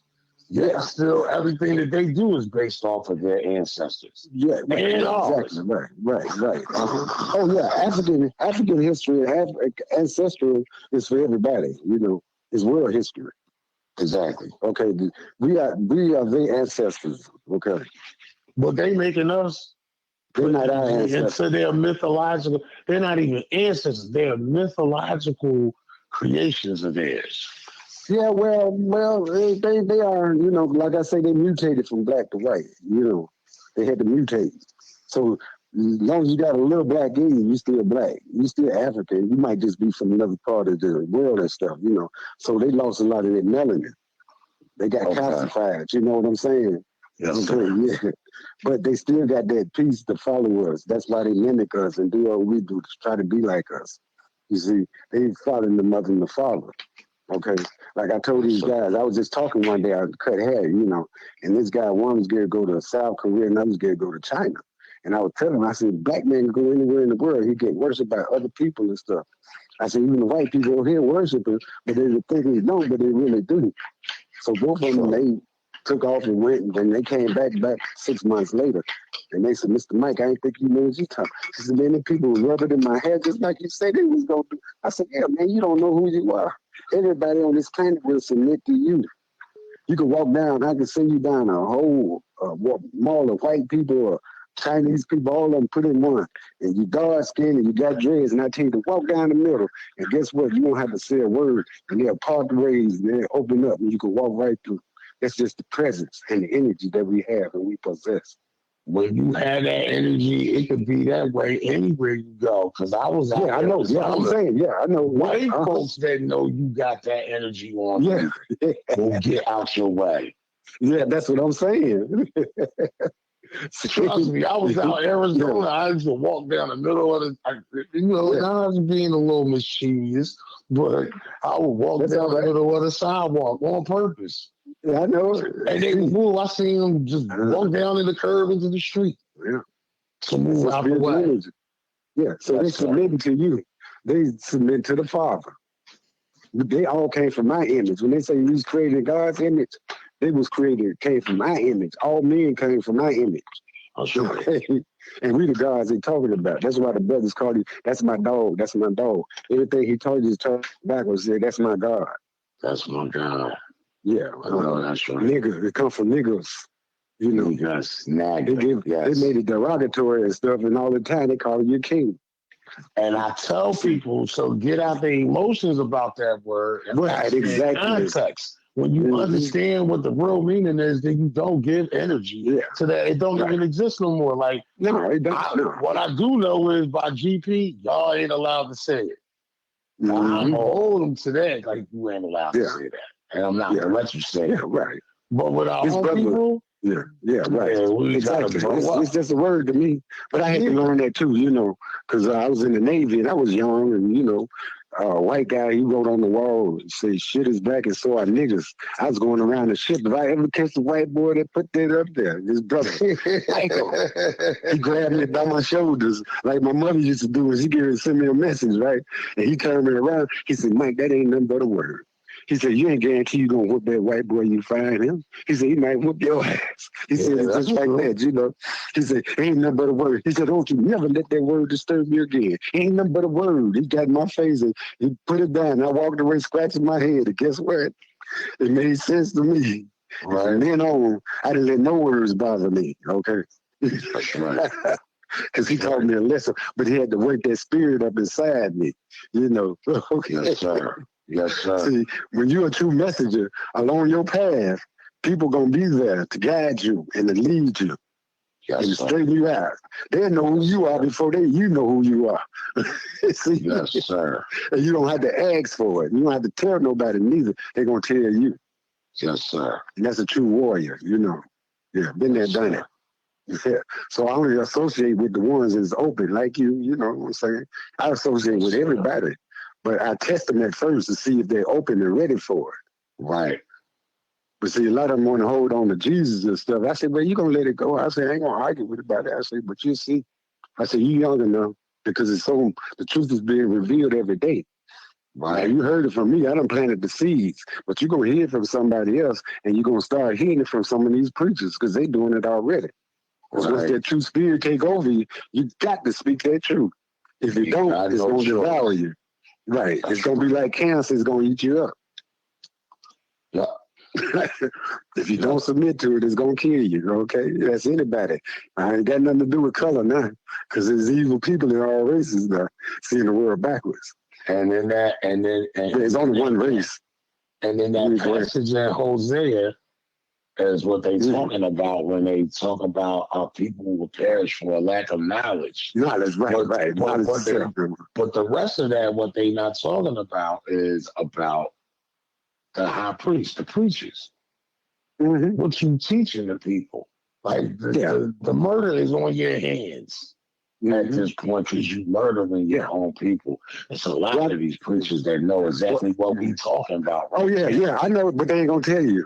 But they want to T.D. Jason, T.D. Jason, what's the other one name? Yeah, all of them. Yeah. Man, how many times I asked you to find somebody to find them to put me in the same room with them dudes? But nobody answered. I want them dudes. I want them dudes. Oh, I know they know. I know they know. A Hallah steel cage match. But guess what? They gonna run. They gonna run though when they hear the truth. You know the first thing I asked them?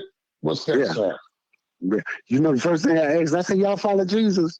Oh, we follow Jesus. I said, yeah. I said, well, damn. In the Bible, he said he wants you to minister to a big congregation. I said, he ain't had no book neither. Guess what? They be ready to run. Right. Because they ain't following what that man was talking about. He said, he didn't want to charge no money. He said, don't charge for it, you know. And that's all I got to say. Guess what? Them scoundrels, they gonna run. They gonna haul ass because they ain't got no answer. You see? But see, nobody never challenged them. Some of them know exactly. See, the ones that I really want is the ones who know what we talking about. Now, you have to be sincerely ignorant. Mm-hmm. Once they know you, they see you. Right. If you see them, they're going to respect you. And they won't do it around you. When you come around and stuff, they'll shut down. All preachers and stuff, they'll shut down. Because they know you're going to start speaking the truth. Okay, they're going to shut down. They ain't going to say nothing about it. No church or nothing around you. Okay. Right. Because you see them. But it's the ones that took they took the oath, like I call it the drug dealer's oath. That's what it is. Drug dealer oath is, look, niggas is going to smoke crack regardless, so it might as well be me. You know what I'm saying? Make this money off of it. And they take the same mentality. I know what the truth is, and I know this shit ain't real. However, these niggas is going to keep coming to church because they addicted to this hope that I'm selling. So it might as well be me. The next nigga down the street going to get it if I don't, so it might as well. That's why you got churches. It'd be like 3-4 churches on the block. It's more churches on the block than 7-Eleven. Right. There's more churches around in the hood than it is fathers in the homes. And they had absolutely no influence on the neighborhood. Right. No. When they got influence on the women, how many women you know go listen to the preacher, go home and break their house down, cuss their husband out? And you supposed to be listening to your husband. He's supposed to be giving you all the gospel and stuff you need, the directions and everything. But it ain't gospel, it's spirituality. You're supposed to be listening to him, not no other man. But that's how we've been programmed. And that's how we keep indoctrinating our children with the white man's message. You see, you don't have to force it on them. Yeah, right. Creating seed. Yeah. And the sheep got to follow the rules. That's why I say they sing that story to that song to you as Jesus, because the Bible tell you so. The Bible is singing that to you. And that song has never been in the Bible. So they sing you a lot. They programming you. They mess with your imagination. Children got hell of imagination. They got imaginary friends. So they give this imaginary friend and distort the image of their black father. Right. You see, so like you said, the subconscious mind.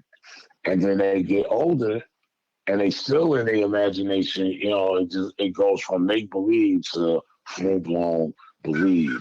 Right. Exactly. Right. Yeah. Because that's all believing is an acceptance. Yeah. This is what it is.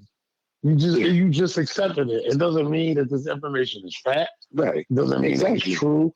It just means that you've accepted this information. So if you got belief and you can't back it up with facts, you better leave that alone. Right. Because once you got facts, then there's no need to believe it. Now you know. Right, exactly. You know, you got facts. Right, exactly. Knowledge. Exactly. So you know. There's no need, there's no room for belief when you know. And the brain is universal, it's infinite. You can put as much as it can contain in there, You never stop learning until you take your last breath. That's why you're a fool if you say you know it all.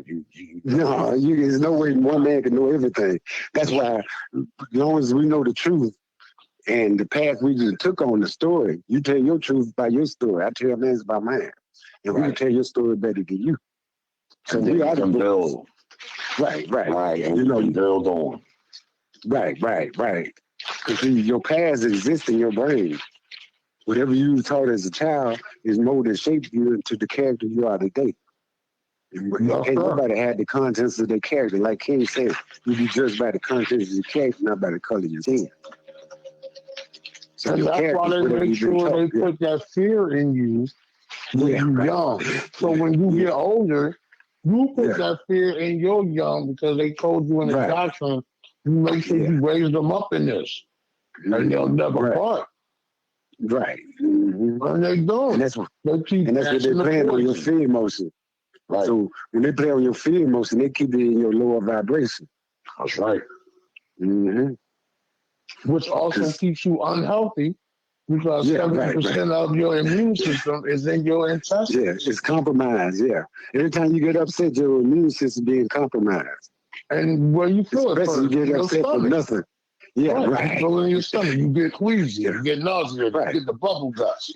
See, so your brain and your heart and your stomach got their own brain too. So exactly. You got three brains all together, but they never talk. So now they got people running around here all scared. Your immune system is catching low. Right. So you will catch the flu or the COVID or whatever you want to call it. Because you compromise your own immune system because of fear. Being scared. Right. Exactly. Right. So you open up and let it in, You open up and let it in. Honestly, this is a interesting time for me because I think it's a challenge to church folks. Well, it's a challenge to the whole world, really, It is. Look at the mosques, look at all these religious groups. Right. See, those are the beasts right there. Right. I particularly look at them because, this is our job over here. That they affirm, I hear the things that they affirm, the affirmations that they make. And, this is a time that really is testing them. And I don't see none of them showing up. You know what I'm saying? I actually, they are the most fearful out of everybody. Yeah, they are.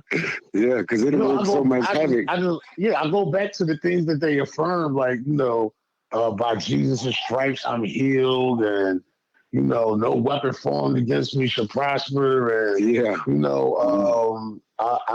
you know, God doesn't give us a spirit of fear, but of a sound mind. But these niggas is scared. Yeah. They the ones they're scared right now. Yeah. Well, I'm gonna tell you something. Yeah. When I first got down here, I saw how scared they was, but I had to understand this is where slavery started. But see, like Malcolm X said, what the white man in the South fear is a nigga from the North. His most fear is a nigga from the North. I'm gonna give it to you just like Malcolm said it. See, Malcolm was from the North. You know what I'm saying? That's where I'm from too. And the North got a different attitude. If you raised in the North, you got a different attitude than this. Right. Because it wasn't no fear around us. You know, your neighborhood, our neighborhood and stuff. We didn't fear the white man. Okay, we fought back. We didn't just lay down. You know what I'm saying? So we got a little different attitude. Now, my family, they was from Mississippi, and they came with all them superstitions, but I never believed it. My mother trying to get me to Lord this white picture called Jesus, but I was wondering why everybody was hating my black father. I said, it's something ain't right. You know what I'm saying? So I rebelled against it. But I had one brother, older brother, that tell me, said, Mike, them preachers ain't number pimps in the pulpit. He said, all you old asses a meal and send their asses on the way. You know what I'm saying? And I started paying attention to the preachers when he said that. Then one of my sisters, she grew up and she went to Jehovah's Witness, and the other went to Yahweh. And they tried to teach me their religion. Now, I wouldn't listen to my mother about that Jesus stuff. And then they tried to teach me their religion. And I sure didn't listen to that because my brother had already, told me about religion. And I never was a religious person. I never believed in it. And I didn't want to hear it. Right. So my brother, like I said, he had planted the seeds already, so they couldn't penetrate me with this. But I was kept wondering, now how they going to go these different ways when my mother taught them Jesus, but they went two different ways, two different religions, and they're going to put these imaginary friends before my daddy. See, I couldn't do it. I told my brother the other day, I said, I couldn't do it. I couldn't put nobody before y'all. I had 5 brothers and my father. I said, I couldn't put no images before. Y'all the ones gave me my manhood. I don't give no imaginary people no credit for that. I know it made him feel good because that's the first time he probably ever heard that, No, I was getting in love, but I was letting him know, I'm the man I am because of you all, okay? Right. He told me, he said, I'm surprised how you turned out the way we treated you. And they treated me bad and stuff, but that's all right. I'm not mad at him because it made me the warrior I am today. I had to go through that to have empathy for other people. You know what I'm saying? Empathetic. And that's what we got, So we all been prepared for this battle. It's no coincidence, that when we were children, we rebelled against it. A lot of children rebel against it, but once you plant that seed in their head and make them submit to it, now they trapped into that religious world. Yes, sir. You took their spirituality, now you letting their religion guide their spirituality. And it's almost, I kind of acquainted child abuse in a lot of ways, but it's child abuse out of ignorance. Yeah, out of ignorance. Doing what was taught to them. So it really goes under that misguided convictions. We're convicted of things that we've been misguided by because we don't have the proper information. It's like the fights. It's like the things that we fought for in civil rights. So I have these discussions, and they're older people in my mother and father's generation, that they get upset and they're like, you don't vote. Why do you not vote? It's like, y'all don't understand that the system wasn't created for our betterment. No, it's not. Created for our subjugation. Well, our people fought for it. I was like, yeah, they did. They was misguided. They niggas is convicted over some shit. You have convictions over something that you don't even realize ain't even some shit you shouldn't even want. I'm like, when you vote, all you doing is telling them, I'm still vote for them to dictate your life. I like what y'all doing. I'm like, you just picking your sodomizer every 4 years. This is nonsense. You're not even in that we the people part of the Constitution. We'll do that shit too. We'll be like, what's my constitutional right? You ain't the people. Yeah, right. Well, remember you said something about social engineering? Yeah, when I told you about the church, they get you with the church first when they program you to believe in Jesus. By the time you get to 11th grade, they teach you their government economics, right? and all of that stuff, how they system works. And guess what? Right. And by the time you graduate, you're a slave to their system. And that's why you see we the black people, folks. we the people. Now we the people when they redefined us in a whole other amendment. You can't be a part of that group if we are these people here. So they defining you as 3/5 of a man. This is how they defining you. Then we definitely couldn't have been considered in that first line of we the people. But they're talking about them though. See, they 3/5 human. They got Neanderthal in it. We 100% human. Right. They were talking about their own self. Now we know the truth and stuff. What they were saying about us, they was talking about themselves. But in that document, they have created it that's us. So who? Oh, I know. Yeah. They talking about themselves as the people do because they fight was with their homeland. It was a triangle of nonsense. You know what I'm saying? They trying to succeed away from the nonsense that they came from, which eventually they could not have. They all got in bed with each other. Like the United States is more controlled by foreign affairs than people even Chinese and Arabs. Chinese and Arabs. And the Europeans. Like the country, the United States, the corporation is owned by a company called the Virginia Company, which is out of London. But we're in the United States. Babylon, baby London. Baby London, Babylon. Baby London. Thank you. Like, man, like how do y'all not? But us as a people, we refuse to read. So we pass these misguided convictions on. You are convicted by things that you really don't know nothing about. People are convicted by Jesus. They're convicted by the Bible and the doctrine. But most of them ain't never read the Bible from the beginning to the end. No, they haven't. No. And if they did, they couldn't comprehend it. Or they would figure it out and would never argue with me about it because they will see exactly what I'm seeing.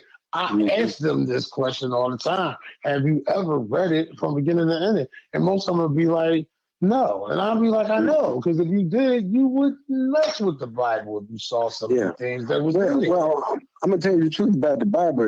You're really not defined by a book. It got information in it. But if you see the Old and the New Testament, it's the same story, it's repetition. You know what I'm saying? I haven't read the whole Bible, but I know enough. As long as I know the truth, you know what I'm saying, and let my ancestors guide me, and I get the knowledge. But see, it's taught if you read the history book, if you read the history book, it's just like reading the Bible. Okay, you'd be surprised. Without dates, dates is what's missing. But I think this is what happens with because it's being taught to them in the context of truth. They eliminate certain processes of intellect when they're dealing with the Bible. Also, because in school they'll tell you that there's a separation between church and state. Not there wouldn't be no state without the church. The church is the one who established the state in the first place. Exactly. Right. So if you go back and use literary fucking rules with the Bible, you'll realize like this isn't to be taken literal. You can't take it as a piece of history because there's no documented dates of these things. Right. There's not even no dates in the book. So you can't even find no grades for those characters in the book, none of these things. Characters, right? None of these things. Then you got to look at the different literary tricks that they use. I can't think of what it's called right now, but there's a literary trick where they take real life things, certain events or areas and places, and place them in a fictional story to make it more believable because these things that they're putting in there are true, but the story ain't true. Like the whole story with Moses and Egypt. And they always keep saying Pharaoh, Pharaoh, Pharaoh, Pharaoh, Pharaoh. So people think Pharaoh is a character. Pharaoh is a title. So when they come with that, I'll be like, Pharaoh who? And then they get stuck. What the hell are you talking about?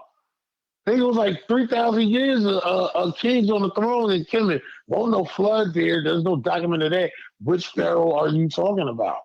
Then you start talking about the history of Moses or that time period that is supposed to be there. Oh, you talking about Ramesses?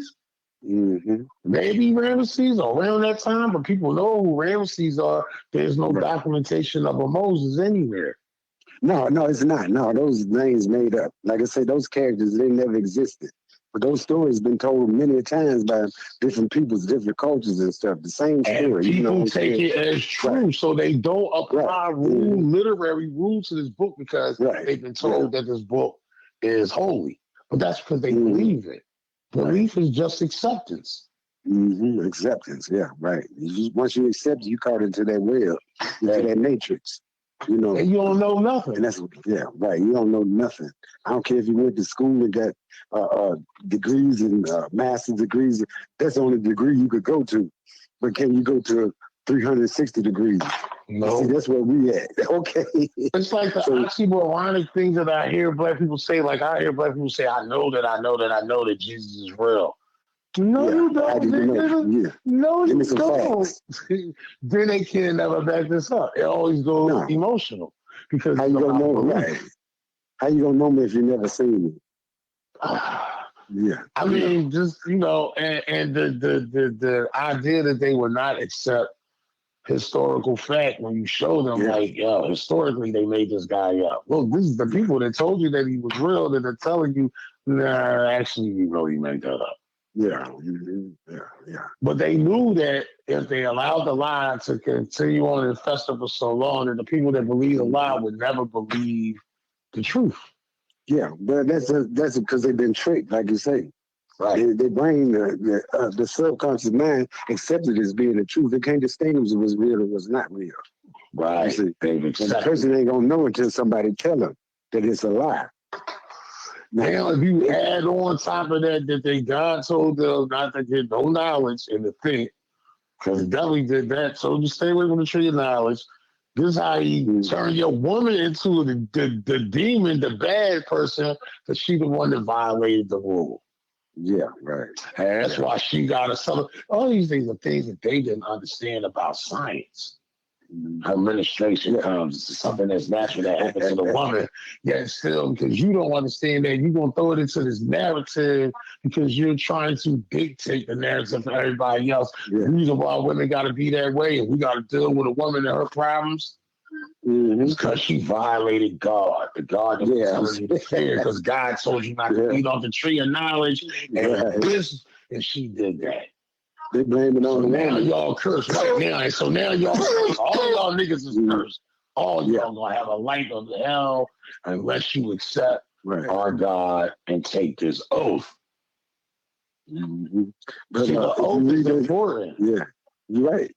If you read that story, he said, I talked to Adam, I ain't talking to Eve, but see, the man not supposed to let the woman lead him. Not like that. You know what I'm saying? Right. You lead together. But you got she might have the first word, but you got the last word. Right. No matter the woman say, I got the last word. No, you don't. You might have the first because you're the first teacher. But I got to make sure you put the right message into my children.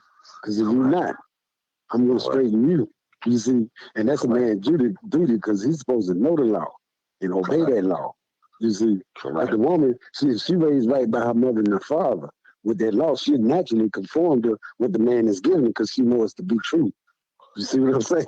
It won't be no going back and forth. You can't tell me what to do. I don't need no man, all that nonsense stuff. You know what I'm saying? Right. So they're messing up the children's psyche. We sending them unprepared to cope with the world. Because they're in a lower vibration. They don't know how to act. They're going to be acting wild, going wild, untamed instincts. You know? Yeah, and you're absolutely right. Yeah, that's why we have just a lot like of young men who are emotional and don't know how to balance it out. So you got these because they was raised by their mothers because they was too emotional. And all they saw was emotions. They didn't have uncles, nobody around to show them like, it's a way to handle. Right. So now you got a bunch of machismo young kids who will get in his feelings because somebody stepped on his sneaker, and now they don't know how to Right, and they don't know how to fight either because ain't nobody been around to teach them that either. Right, but the television been raising them shoot. You know, the video games shoot them, and their mama shows them emotionalism. Right, exactly. Too much emotions. My mother showed you emotionalism. She ain't using no logic, no rationale, no knowledge. No logic. It's her emotions. All he see her is in her emotional state. So he's only going to be a reflection of his environment. in the environment. And that environment started in the mother's womb. And that's how they get, but that emotion also is how they also get pulled into this feminization. Oh yeah, right. Pulled into that. Too much of feminine energy. You see, because they don't got no male balance, no masculine balance. Balance, right? To even turn around and be like, nigga, I ain't putting that tight ass suit on. You crazy? Right. Like they don't got that. So whatever you train the child's brain to do. Whatever you train the child's brain to do is going to do it. Because they easily lured in. And our women was easily lured in. Our women are easily lured in. So a lot of nonsense. They're more gullible than men. That's why they had to go through the woman. They say she's the weaker vessel, but she's really not weak. No. But they just changed her message. She was they took the natural law and gave her, She's not designed to go to war. She's not designed to deal with that type of war. She's a nurturer. That's why she's emotional by nature, because it takes that type of a person to nurture a child. You have to be long-standing. You have to have patience. You have to have a certain type of love and affection. Her relationship with the child is different than our relationship with the child. Yeah, right, exactly. But you need both, because your brain depends on. You need both, right? Yeah, exactly. You need to strengthen the power of the father's role, to strengthen the power of the mother's role, to make a strong mind and a healthy heart. You see what I'm saying? Okay. Along with the village to put that child on the righteous path. Yeah. And they understood that. They knew that was our strength. Even during the civil rights movement, we had issues in our communities. Women had issues with their men. Right. But the fact of the family unit, and they could put those things on the background and say, look, we have a common situation here that needs to be dealt with, because the village is being penetrated right now. We can't allow that to happen. So when we made the mistake of integrating, at that point they realized, because they was watching this. All right, family is the key here. Right. Because see, in the true village, you had your astrologers, you had your mathematicians, you had your biologists, you have all that. You don't have to send your skills. You raise your own children. Right. You raise your own children. You see, even the man got more than one wife. And it's meant for us to have more than one wife. You got 7 wives. You have one child like each one of them. And the women were the one who created. Now, this is the funny shit. When I deal with black women, and they be like, I ain't with that polygamy shit. You just that's the woman. I'm like, do you know it was the black women who created that? Exactly, right. They don't know that. But check this out. All you got to do is listen to what they say. Why they tell their sons? My son's so handsome, he gonna have a bunch of women when he grow up. I asked them that. They say, you know, I've been trying to figure that out. I said, why do women say, I don't want no man, no other woman, no more? See, it's making them think. But here go the kicker. If you got a little grandson, a little son about 4 years old, just walk up to him, I don't care who it is, whose child it is. They walk up to him and ask him, how many girlfriends you got? He gonna say 2. And then you ask the teenagers, man, how many girls you got? Man, I got about 12 or 10 and stuff. And you ask the teenagers, why you feel you need so many women? He say, you know, I've been trying to figure that out. It's an instinct. That's right. See, we trying to obey man's law. And her perspective on it, she got that from, because he took it from us and used it in a misogynistic from the perspective of power and control. So that's the only vision she sees. So she thinks that's what she been told. Want to do. He cheated on me. No, I did. No. Here go the kicker. Ask all the women that you know. Just come out of the blue sky and ask them, what do you hate, a liar or a cheater? Some of them going to say both of them. They say, no, choose one. What you think they're going to say? I hate a liar. Because if you got another woman, I could prepare myself, and I want to know if I could get in that relationship. See, the truth is in us, but we've been taught so many lies. You see what I'm saying? But the truth is still there. And like you say, the women taught me this. You know, I had 10 of them at one time and stuff, but they all knew each other. I didn't lie to them. When they asked me, and when the woman, you've been out before by yourself, you might not get no play, but you have a woman with you, you get all the play all night. Yo, that is the truth. You see what I'm saying? Right. So why am I lying to these women when I know I'm not? I got other women, So I stopped lying to him. And guess what? That's what I want, because I want the man that got the most women. That's why I asked how many women you got. I had 5. I have one now. I had 5 in my prime. And I thought, because of how I was being raised, that I was really being the bad guy. No, I know, yeah. But of course, all of the time. To think that, actually. Yeah, right. Yeah. Now look at it this way. A woman can't take care of 2 households, can she? No. So that's not her nature. It's not her nature. A man can. But a man can't. Yeah, absolutely. That's the way nature playing it in the universe. And it's even in the book of Isaiah, 7-1. So because of her flirting with white women and their feminist mentality, she'll say, well, then that's not fair. Why I can't have multiple men?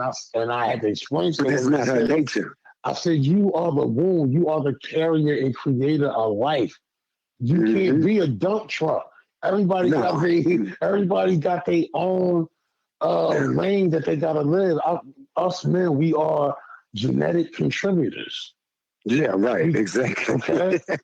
So and more women got the more energized. Now I said, it's just like the bee and the flowers. I said, you see the bees and they go dropping off and they dropping off and they go around and dropping off. You know what I'm saying? And one is they all congruent, but one ain't the other. But you can see the genetic contribution. Exactly. Because the flower don't never become bees. That's why they say you are what your mother is. Yeah. Your father's just a genetic contributor. That's what mother's baby, father's maybe. We don't know who's contributing these genetics. We'll figure we're all our mother's skin. Child grow up. Exactly. But yeah, we're all our mother's skin and our father's seed. Yeah. That's right. You do know you are your mother. So she's like, I said, flowers aren't bees, but I said, if you look at the texture of a bee and then you look at the texture of a pulp of a flower, don't they look the same? They do. Look into it. Right. Everybody got their. You can't be me. And my job is to walk around and multiply. I genetically contribute, but you are a womb. It's sacred. You can't have a bunch of niggas dumping in. No. It's supposed to be sacred. Like you say, it's sacred. Spiritual energy exchange. It's supposed to be, a woman is supposed to protect, and, a womb is, like you say, it's sacred. It's sacred. But see, they're turning it into whores and stuff like that, but they don't know. I'm not mad at them because they don't know any better. And they lower self. In a state of mind. Right, exactly. So they look at sex from the wrong perspective, and they look at sex from the wrong perspective. They don't understand that it's about creation. Period. This ain't got to do with physical satisfaction. I'm teaching my woman now. I'm like, things that we want to bring into fruition, that's what we use sex for. It ain't about because they make you feel good. That's the physical. That's the human experience. But sex is used for creation. It creates life and the human experience, and it creates life spiritually. You can pull energy out of the universe. Orgasm. Yeah, that's what sex is for. It's for creation. So when a child is conceived, he knows who his mother and his father is. From the door. Yes. Right. Because guess what? A child could be put up for adoption, never seen his mother and his father, and he go looking for his parents. And 9 times out of 10, they end up being right around him. You see what I'm saying? They be close to him, and they still got that connection. And his first for finding them was because they were close. Right. So when the woman get pregnant by a man, he used to get sleepy or get sick. So they let you know you kids are connected to that woman and that child. I had morning sickness and my ex-wife didn't. I was sleeping, eating all the time, and she was going to work and showing, and I was the one going through all of the experiences. Right. So that's the DNA test right there. That's your baby. Absolutely. So that's chemistry. That's spiritual, okay? And he looks exactly like me. Right. And the child mad. And the child, the mother's womb, to tell me what we're supposed to eat. And most of them, you ask most women, what are you doing in your pregnancy? Say, I love fruit and vegetables. What about meat? They say, meat, I threw up on it, it smells to me. So your body is talking to you, and that child is controlling you. That's right. And you tell the daddy what you need to eat and stuff, and what they crave and stuff, and he gonna get it, just like the animals. That's right. Okay. That baby is controlling you. Yes, but you sir. can also spoil them while you're in the womb too, okay? Yes, sir. Yes, sir. Yes, you can. He or the she, yeah. Mm-hmm. He or she. See, right. My son was into hip hop music. He wouldn't move to anything else in the womb. In the womb, they dance to music. You see Every that? time I would play hip hop music, yeah, he would start moving. He would get the kicking in her. But remember, you said the beat, the heartbeat. That drum, that's right. Yeah, right. The drum beat. See, I'm gonna tell you, the cells in your body get exposed from the brain. The brain get exposed from the heart. The heart get exposed from the earth. The earth get exposed from the moon and the sun. The sun get exposed from the universe. That's okay, right. So your heart and your brain is connected to the electromagnetic energy I was talking about. It's connected to the universe.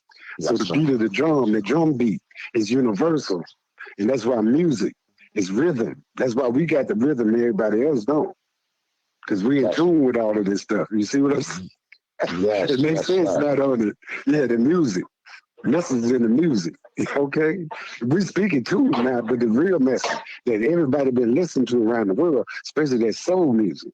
Like I said, we change the music. Every 5 or 6 years we change the music, we change the dances. Yes, we do. We don't copy off nobody. We tried to be white and stuff, but that don't work. Now we're gonna start wearing our hair natural because the natural truth is coming out, our true selves, and the strength in our hair. They say Samson cut his hair, he cut his strength. I was always curious about that. You know what I'm saying? But now I know the answers to it. That's why it spiral out. That's why it curl up like a 6 and a 9 ether. That's right. Yeah, you see what I'm saying? It's the antenna. Right. Yeah, right. We absorb all that spiritual energy around the world, all the radiation, cosmic energy, the gamma rays, all of that. The sun rays, through our skin and our hair. Because your skin, they pick up vibration too. Yes, it do. And melanin, that's the conductor. That's right. The transmitter. Yeah, right. That carbon. Yeah, that's how they get electricity. Right. It's that carbon. And that's what the 666 is in the Bible. That's radio carbon, That's what they mark of the beast. The 6 protons, the 6 electrons, the 6 neutrons that make up who we are. That's exactly carbon. Right. So like you said, we made from the atoms, we made from the stars and all of that stuff. So we the aliens they talking about, they build the pyramids and everything. Right. With the big heads. Big heads. Yeah, right. Mm-hmm. And now black folks say, oh, I got a big head. Oh, my head is so big. I don't know. Head. You got a big brain up there that's second to nobody's because of your big head. Me and my girl got big heads. Yeah, that's all right. That's why you're smart. Hey, I'm gonna tell you how they play on your psyche. They use colors and shapes and different things like that. Now you see these baby dolls and stuff, and they kitty and all of that. They got big heads, don't they? No. And little nose and big eyes. They make them look like babies. Right. You see what I'm saying? Oh, they're so cute and stuff. So they're selling the way babies look. They're selling their products on that look right there. See, so we really been trained to think a big head is ugly and it's not normal. But all of the time, it's the opposite. The same way we made ourselves think that if you had the straighter your hair is, the better that it is. No. And it's really the opposite. No, they had to come out straight because the climate they was in, it had to cover their bodies and stuff. I was go toward the sun, they had to come toward the ground. Right. So you feel me? So it got to do with the climate and everything they was in. That's why the polar bears, they had to turn white, but their undertone is black.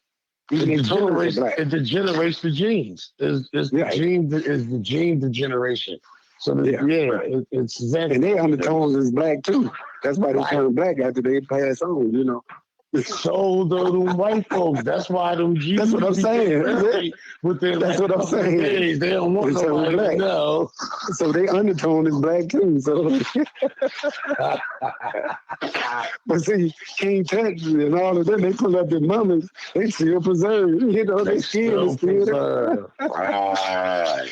And they don't got no mummies and no Moses. See, this is the whole interesting thing. Because when I be like, yo, real. They don't got no body of Jesus, no nothing. They be like, well, he got caught up. All right, cool. I'll let y'all have that argument. But let's go to Moses, because Moses was learned in all the ways of the Egyptians. That's what they said, right? Yeah. And then we knew how to mummify, and that means he should know how to mummify. And he should have told his folks how to mummify. Why they don't got no mummy of Moses nowhere? Yeah. Well, I'm gonna tell you something about that Moses story. He came by water, right? We came by water. Right. We grew up in the enemy's house, didn't we? Just like he did. But he woke up and found out he came from the slaves, right? So he woke up and raised to his highest self. You see? So he knew them. But he didn't know his own people, but he knew them. But there was something inside of him that brought him back to it. So we going through that same story. You see what I'm saying? Correct. Now we waking up going to, because when he went to the mountain, they say he went to the mountain. That means he went to his high vibration. Like King said, he's been to the mountaintop. He got to his high vibration. He said, I saw you when you get there. He said, that's an evolution story. It's an evolution story. It's a human evolution story. He came by the water. When you what you in? Water. Right, exactly. You in water when you in the womb. Exactly. So you got already baptized. You don't need to be dipped in the water. You never got to be dipped in the water. You capable. That's why I say you a divine birthright. Remember they showed you he was part of the sea? Remember that tsunami that hit some years ago and destroyed all them island people and stuff? Yes, see, that's what happened. It was doing change and all this stuff was going. So he was a messenger. He was bringing the truth just like we doing now. And the earth is all messed up now. You know what I'm saying? Yes. Okay. So the sea part of itself, ain't no man part of the sea. So they give you that visual effect and all of that stuff. Charles West standing up there in the sea part and stuff, and they walk through it and kill all the other people. No, that ain't got nothing to do with it. No. See, those are fairy tales and stuff like that. Yes, you got to decode the truth out of that, you know, because we grew up in the enemy's house. Now we don't woke up now. We know him because we grew up with it. Now we getting to know our true self and our true nature, our African side. We know our American side, our history. Now we getting to know our African history. And that's the sleeping giant that's in us, and we breaking it up. You see, you got to decode those stories, what really, really happened, and take all the lies and stuff and all this cinematography and all of this stuff out, you know. Yes, sir. Because that's how they trick you through visualization. Well, through the lies, and then they visualize, give you visions and stuff. Yes, that's right. Yeah. So hey, we got to hook up. Yes, sir. Yeah, I know you know a lot of people and stuff. Yeah, pretty. Yes, I do. And just when this whole thing, when this blows over, however it's going to turn out, I would definitely like to be in the presence. You know what I'm saying? Of my elders. Yeah. I've yet to still be in the presence of Lance. I've known him since 2015. Really? When our energies collided, and we've been riding out ever since. So it's about time. Yeah. To I just been knowing him. I just met him last year. He came to the shop. I've been knowing about him, but I had called him. One of my clients, I cut his hair. He told me about. He said, "Man, Lance, like you need to hook up with Lance." And I started looking at some of his things, and so he finally came up there. And like you say, we've been together ever since. So yes, sir. Mm-hmm. So there's no coincidence. We gaining forces and stuff. The positive attracted to the positive, negative attracted to the negative. It's already split. Yes, sir. Absolutely. And I've been waiting on this my whole life. You know what I'm saying? These times. Because right now, we grew up in the White House to clear that White House out right now. Okay. Right. So there's dysfunction going on in there, Mm-hmm. Absolutely. My sister, I was talking to her one day. She kept talking about Trump. I said, girl, I don't want to hear nothing about Trump, And she just kept on Trump this, Trump this. And I had to tell her, I said, I'm more powerful than Trump. And she didn't say another word. Right. Okay, I had to let him know. I ain't worried about that, man. Let him bring their world down. Okay, that's what he put there to do. I know the devil when I see the devil, and I know his job. He'll destroy you. So let him bring this system down. I said, I'm worried about us. Because that's what God is for them. That's what they don't know. It means generator, operator, destroyer. Yeah, right. That's a good one now, yeah. That's exactly what it is. Generator, operator, destroyer. It's a Germanic word. Now, just do the history on the Germans. Talking about them Ashkenazis, them Khazars. Talking about people that generate trouble, they operate in evil, and they destroy things. They destroy things, yeah. So we the givers of life, we the creators. We don't destroy life. We respect it. That's why the animals respect us. Yeah, right. We are the creators. God the creator. I just said this yesterday to someone about how is it that when the white folks go over there, because they've been doing all that poaching, the animals attack them, but we've been around them all our existence, and we've never had none of those problems. Right, none of them. I seen these Africans walk up on these lions while they was eating and steal some meat from them. You see what I'm saying? The lions didn't do nothing. They didn't do nothing. They ran off. They stood together. First they stood down. They stood together, and they stood up, and they just started walking toward them. Even the male lions, they looked at them, and they scattered. But they knew they had a short period of time to take the meat. They took, it was a zebra that they was eating. They took a couple of his legs and stuff, and they walked off. The lions came back and started eating. But you had to evolve for them with them to be able to understand their nature. And what you could do and how far you could push it. You know what I'm saying? I said, man, boy, look at when he said he gave a man to me over everything, he gave a black man. The black man and the black woman over everything. Right. So we control the weather and everything too. Because as long as the black woman is angry, the people on the planet gonna stay angry. The weather gonna be angry. But once you come to that state of mind, we gotta go back to worshiping, but we can't totally until she get right. But in spirit, and metaphysically, the worship of the woman has to come back. Yeah, right, exactly. How can you worship anything other than a woman? Your mother is a woman. You came from a woman. If you worship her, that's the only thing, and the only person you should be an infidel to is your mother. Yeah. Anything outside of that, it makes you an infidel. If you worship anything, it makes you an infidel. And you're saying that this is greater than me. There's nothing in this world greater than me other than my mother. Right. My mother. I could never be bigger than my mother, no matter how smart I am, how smart I get, no matter how toxic the things that she think, I still can never be greater than her. That's my creator. Right, exactly. She is and so why they don't never call a woman God? They always talk about he. Because he hate the woman, the people who anthropomorphize the spirit of creation decided to take the woman out of it because he hated his woman and he wanted to have all power. It's about Father, the Son, the Holy Spirit.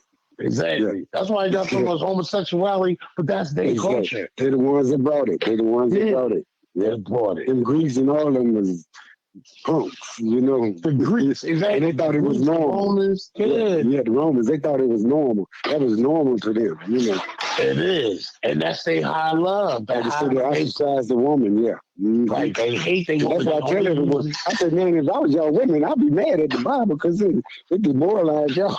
It makes y'all worse. I said, but it's the men all of the time.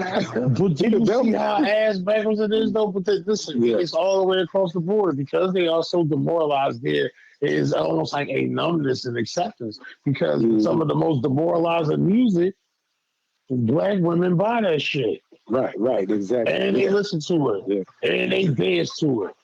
They be dancing and the nigga be calling them all kinds of bitches. And they singing along, and I'm like, yo, like you don't get it, like that doesn't bother you, like that resonates with you. Yeah. Like, remember I was talking about the multiple women. Remember the SOS and Whitney Houston. The SOS band. Remember that song? Just Be Good to Me. Yes. I don't care about the other girls. Yeah, just be good to me. She wasn't worried about the other women. Just be good to me. Right. Whitney Houston, she sung "Saving All My Love to You." She's messing with a married man. See, so we sing and talk the truth, but we've been told a lie, the opposite. You see? So the woman, like you say, she the giver of the law. The daddy, he got to be there and enforce the law. So we are our mother's skin and our father's physical seed. But the spiritual seed is what the mother, even in the animal kingdom, the mother, she plant those seeds and stuff. That's why her tongue, it's got to, you know, they got to check themselves and examine themselves and stop examining the black man, but examine yourself. And a lot of them can't do it, but I do it for you. I'm not afraid to tell you that you're a hell raiser and what you're doing wrong. I don't care about you getting mad because guess what? If I didn't love you, I wouldn't tell you this because I know you're walking around blind, but this is for your children. You know what I'm saying? This is for you and your children. Now, whether you submit to it or not, that's on you. But I know I done did my job. I don't care about you getting mad. You call me all the names you want to because guess what? You're going to appreciate me in the end. Because when you hear this message again, you start getting confirmation.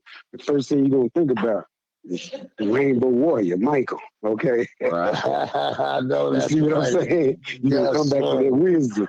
So, hey, I don't care about you coming back to me and telling me what. I know next time I see you, I can tell in your eyes and everything. If you're scared and stuff, you still going to put your head down, but you're going to walk back. But I know you got that message, okay? That's right. I ain't going to go back and forth. I ain't tongue wrestle no more. You know what I'm saying? You ain't got to wrestle. All you do is plant the seeds and keep on walking. That don't mean they're not going to get it later on. Because confirmation will come because there's so many speakers now. Hidden Colors, you know, they speaking the truth. Valentine or John Henry Clark, even the ones that's passed on, they left their message, you know. There's all kind of speakers around and stuff. You know, so we got to tell in our own soulful way. Yes, sir. So as many messages you want to, you know, we take it to a higher frequency now. See, absolutely. They was on that frequency, but now, because of evolution, it's time for it. Because all this chaos and stuff, Yeah, right. Yeah, it's all part of evolution. We had to go through, slavery was part of evolution. Correct. You know, you had to go through something like that to be able to get back to the truth to spread it to the world, you know. So slavery didn't make us weak, it made us more powerful. Because one thing about it, when you die, you will be back again, deja vu. You keep raising yourself over and over again, you know. Right. And that's eternal life. See, so that's why you have that. Man, I done did this before. I feel like I've been and you have. It's like a tree keep reproducing itself. I don't believe in reincarnation. I believe in reproduction. You see, so we are ancestors. And the ancestor wisdom is still in our DNA. Correct. So that's all we're doing is tapping it too. There's no coincidence. You know, I used to thought I was the only one, you know, that saw the world the way I saw it. But the more I started reading in the past and people, I said, no, I'm not the only one. I said, these people in the Bible. I said, they had the vision back there too. You know what I'm saying? This ain't nothing new. I said, but I know it's more people like me. I said, I know I'm going to run into it, so I got to stay on my path and stuff, you know. And then I started seeing, and then the more, you know, like I said, the more angry people get on the planet, the more the weather get back, the more people waking up, and the more I hear a lot of people on the same vibration, you know. I said, so it's picking up fast, so this is no coincidence. I stopped believing in those a long time ago. Like I said, everything happened for a reason, but you got to find out that reason, investigate why this happened, why this person the way he is, why the weather's the way it is, because it's all connected, you know. Yes, sir. You got to take the good and the bad. You got to learn from the good people and the bad people. Correct. So when we get to that righteous state of mind. The other. Right, exactly, right. It's all a lesson. Can't have one without the other. Yes. No. So the bad is there to teach you from right from wrong. Okay, to distinguish it. When you do that bad karma gonna come to you. And we never needed a book, right? And we never needed a book to teach us. No. That's always the interesting point I always make. Anytime somebody else feels the need to have to teach you how to live your life, that's a problem. And you should automatically take that as a problem. Right. In Isaiah, didn't it say nobody gonna need no book when I come from my kingdom? This is even in Revelation, it says nobody gonna need no book. Because we are the books. You already read that to you. You know, book is just for information. You know, the information was because we was around and like, we didn't have books once before. The only reason we had books is because of the things that we developed and evolved from without the books. Right, exactly. You had to get the knowledge before you could write it down. See, they need books because they don't have it naturally. We didn't need no books. Right, we the supernatural. We already had it in us. Mm-hmm. You know, but see, we still was writing. We might not have been putting in the books, but we was writing on the walls. It was beautiful. I think that was just a culmination of knowledge, but also like the art. Like it's so in depth. It's beautiful. Like I want to go there to see it. I want to go see it for myself, and I'm going to take the first chance I can. You know, to go. Like I definitely will. It is astounding, and they tried to do the same thing. You know, that's the thing. That's why everything you see in their books is all animated. They don't have it's animated, right. They try to replicate what we did, but the difference is the things that we had on the wall, those people, those things were around also. Like it wasn't just something that was being written on the wall, but you had no evidence of these things. The evidence of these things were there. That's why they did so great lengths of grave digging and going in the tombs, going in the pyramids, and taking all the things that were in there. This is the evidence of all these things that were on the walls. Yeah. How would they know? How would they know how to make a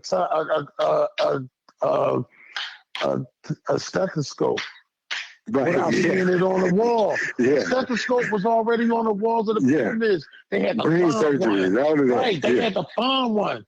They definitely had to find one in there, yo. They found one in there because they've been stealing from us forever. Yeah, everything. But these things were already on the walls. Yeah. The light bulb was already on the wall.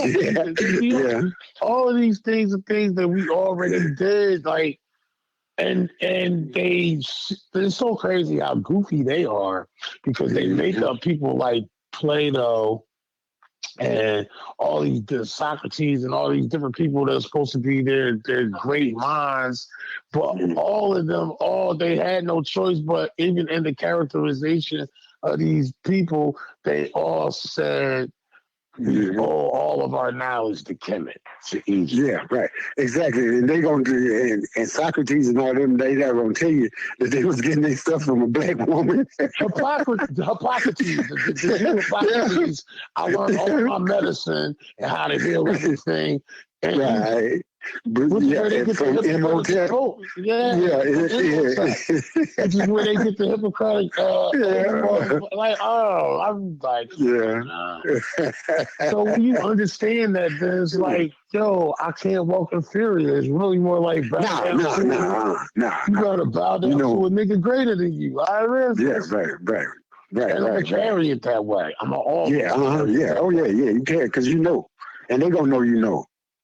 And the ones that show no fear, they didn't mess with them. You see, the ones that were scared, they dog them out. But they know you don't fear them, they ain't gonna mess with you. You know, because they gonna feel your energy. Yeah, right.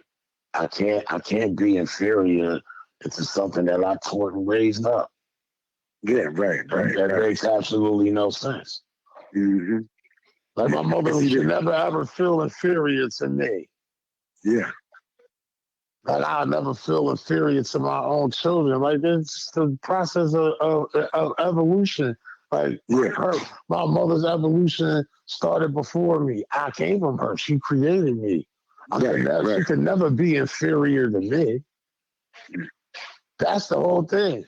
They making us, we being inferior to our child, to our creation.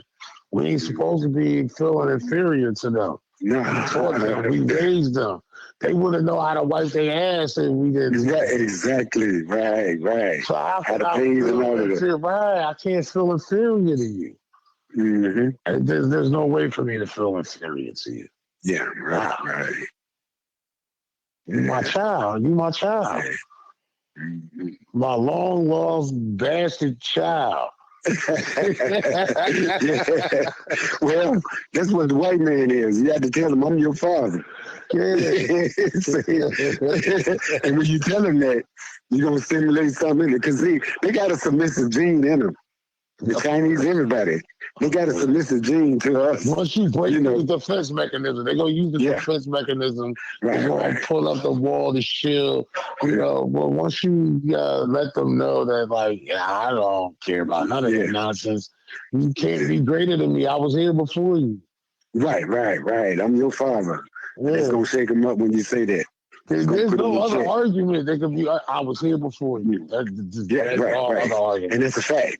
Those are facts. There's nothing else you can talk about. I don't care how scientific you think you are. Listen, we was here before you. You wouldn't have known that science without us being here. Thank you. They wouldn't be no them without us. Right. Yeah, okay. So our brains are second to nobody's. We smarter than people on this planet. You know, we're the aliens that they talking about with the big brains. Yeah. Is Lance still on? Lance. No, he probably just letting us rap. He's doing something. Yeah, he's definitely like us. Yeah, we're going to have to hook up again and stuff. I got to go to work and stuff right now. But I'm glad you called because I was sitting out here in the back. And I just did a video with Lance last night. And I told him we need to, have a conference. Yeah, okay, That's the video I was watching. I don't say a lot at one time. I told Lance, I feed him a little bit at a time, but I'm going to take it to a different level each time. And, like I say, I be trying to teach people about themselves. A lot of people don't understand if you learn yourself. The African proverb, get to know thyself. The first step. Yeah, right. So I kind of teach them about themselves in the brain and the heart. That's why I concentrate on mostly.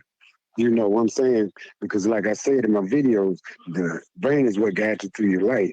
And it got to be processed and be programmed right. But you got to understand how do it program? How do you work, You can't even grow spiritually until you know yourself. And until you know yourself, right. You can't even learn to deprogram what you've been programmed into until you know yourself first. You gotta know that you're a victim of this. You have to know that, you've been lied to.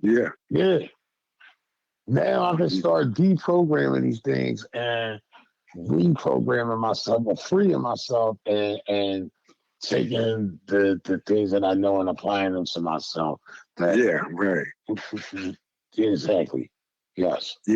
Yeah, so that's what the Bible is about. It's supposed to be a book of instructions, basic instructions before leaving earth, because it's there to get you back on the righteous path. That's what it's really for, supposedly. You see what I'm saying?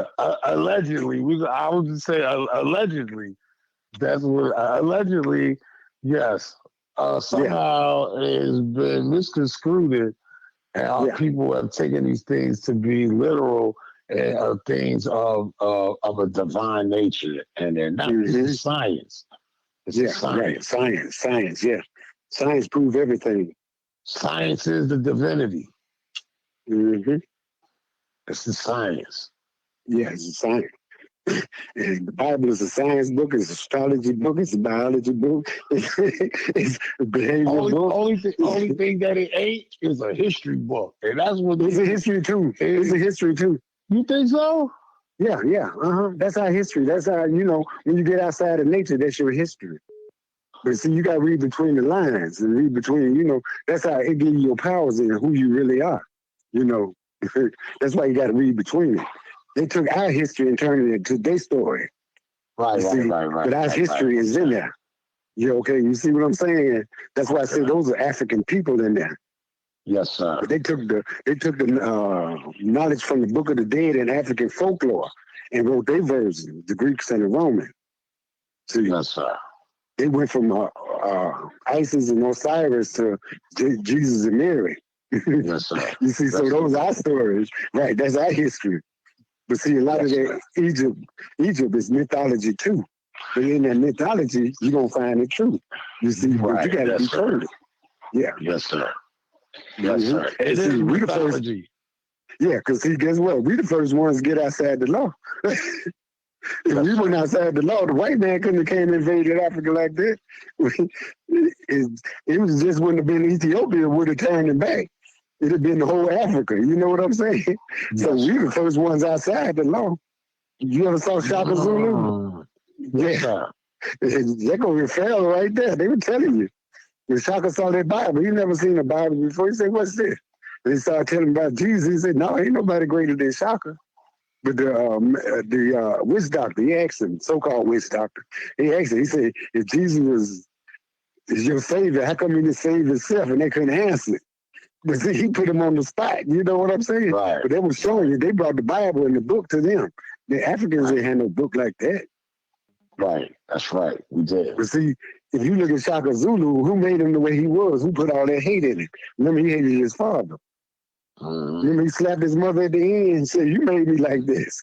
See, that movie is what's going on over here now. The mother's angry mother and stuff, and she was scorned and stuff, and she turned the son against the yeah, that's why he was the way he is, but he had to go at the end because he knew he was wrong. You know, he said, ain't no child going to turn against his father like me. You know, he didn't want that. Right. So through all that hatred and stuff at the end, he came to reality. Yes, sir. Yeah, so it's the same thing that's going on. See, them stories, they tell a whole lot.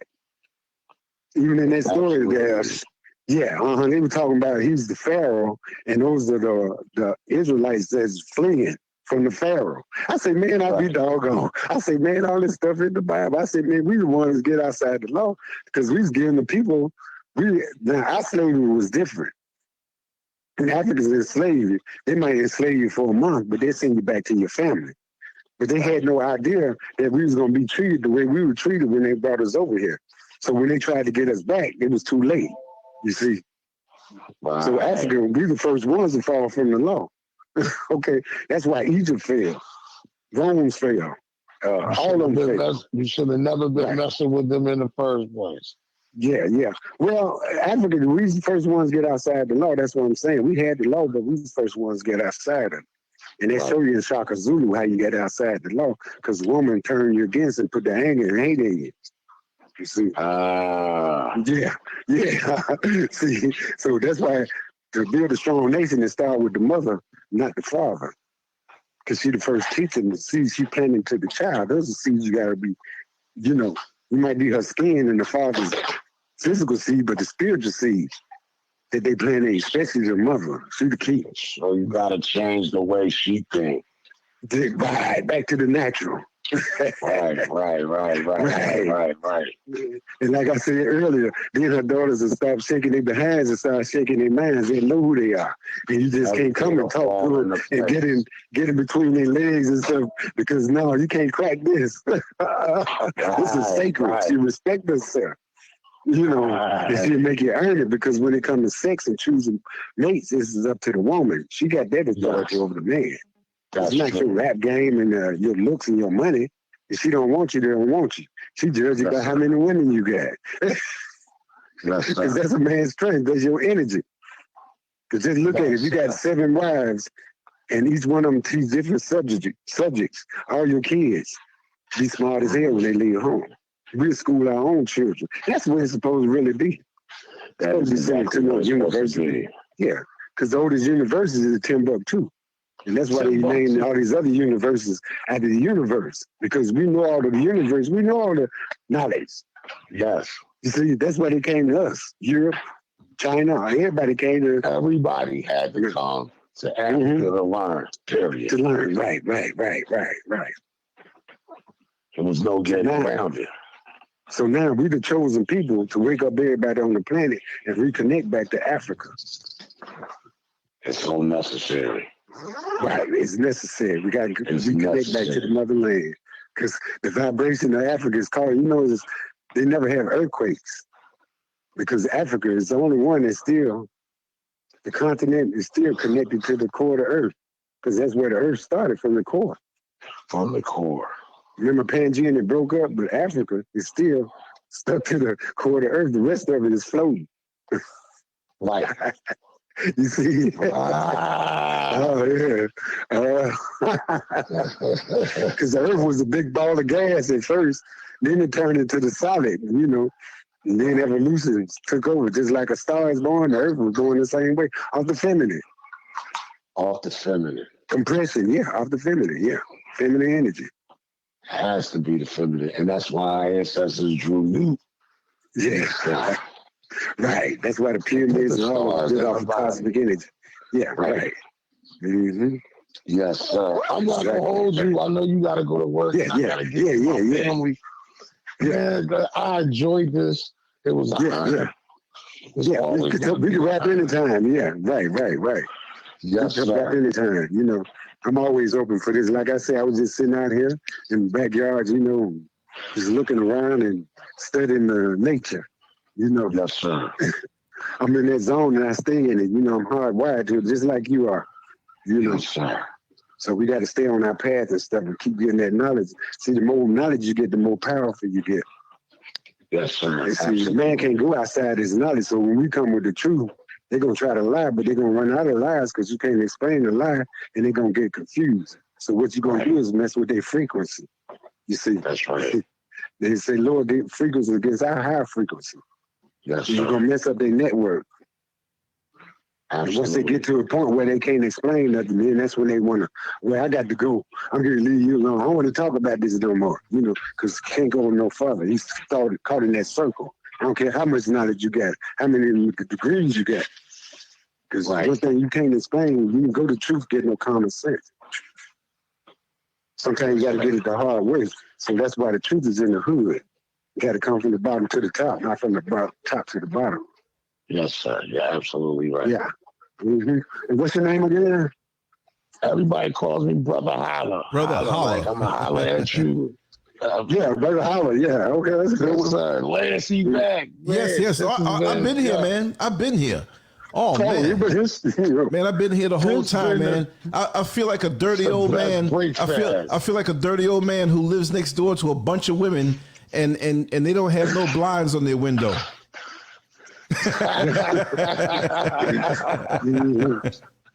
Oh, man. I knew it was going to happen. I'm telling you, seriously. I mean, I got up and I sat down. I was about to say a few things on a live. You know, I sat here ready to push the button and go live and just rap myself.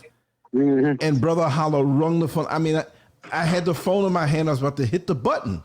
And he called it. I was like, man, he was talking about, he's like, man, you got to get me connected. I said, listen, let's three-way it in. I told Brother Hallah, I said, if y'all start talking that stuff, I'm going to share it. Because in the past, I've missed many conversations that I could have shared. So y'all hit it off immediately. Y'all just went into the cosmic zone immediately. Yeah. I'm like, see that? That's how that thing works. Bing!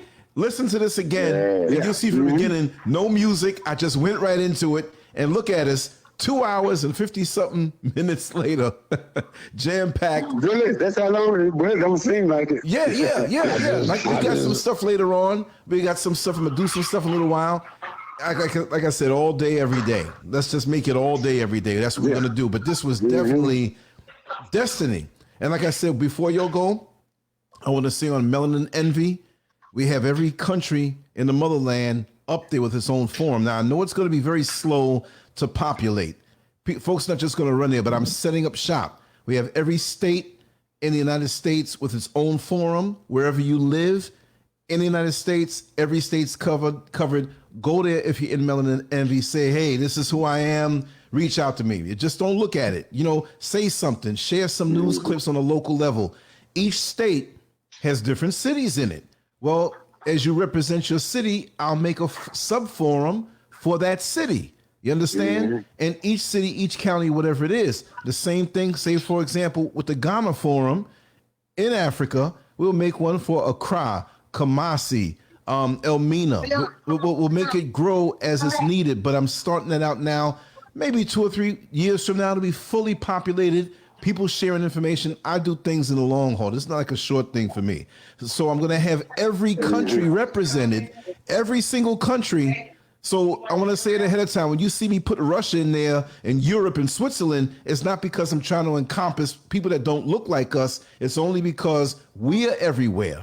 And so there may be somebody in Switzerland who is a melanated person who wants to reach out to somebody else in Switzerland. And they say, man, we would have never met unless... You know, so you got to go. I mean, I know people in Switzerland who are black, right? So we're going to set it up that way, even the damn North Pole. So I'm slowly but surely, you know, doing my work behind the scenes. It's a lot. I'm really behind. So when we do these shows and I'm talking, I'm still working on other computers and trying to catch up. I will catch up. but it's the long haul. I'm building a foundation now. You see what I mean? And I want to thank Ella G for helping out in the chat and her presence. And you know, the sisters have their own little forum. Make one for the brothers. Lots of respect. If you have any problems, like you see up here, you know, send me your email that you're going to log in with, your exact username, the way you want it spelled, and a temporary password. Text that to me or email that to me. The information is on the screen. I'll set you up in there. I'm home. I'm going to be working on this stuff all day into the night. I stayed up all night. I'm going to stay up for 2 days. I don't know. I'm going to just go crazy with it. So we putting the work in. This is the surface part, but I'm setting the foundation on the bottom. But I know you all have to go. I got to go too. I got to run out and do something. That P.O. box is coming. I'm probably going to get it today. I was supposed to get it yesterday, but I didn't have all the different IDs on me. Now I got it. I'm going to go there to get it today and put it up everywhere. So if you have anything more physical that you want to send, a book, a T-shirt, you want me to wear, or whatever it is on a physical level, and you don't trust, you know, sending a message electronically. I know a lot of brothers out there and sisters out there who are part of different movements and groups that nobody knows about. There might be 2 or 3 people in a family who's in a group that they form and they say, hey, we want to get direct information to you. You can send it to the P.O. box. And wherever I am, I have one person who's going to be looking after that box no matter where I go. You know what I mean? So we're actually moving that way. So the YouTube stuff and all the stuff they think they can watch, they ain't going to see everything. You see what I mean? So that's how we're moving. All right. So let me let y'all go because I know you got to go. I got stuff to do. Yeah. I'm going to come back. I got the cameras with me. Whatever goes down, y'all going to see it. You know what I mean? So yeah, I feel good. I feel strong. I'm going to get some of the sunlight. Oh, yeah. And we will rap again. Yeah. Thank you so much, Brother Michael Hamer, last night and this morning. And Brother Hallah, you know, when they see that name, they're going to be listening. I said, boy, let it go on. I don't care. Let it go on for about 10, 14 hours. Let's set a new record. My longest show was 14 hours. I say, hey, let's go for 20. Let's do it again. Let's go for 24. Let's do it again. Yes, we indeed. New Day rappers. That's right. That's right. And everybody in the chat room, thank you so much for being there.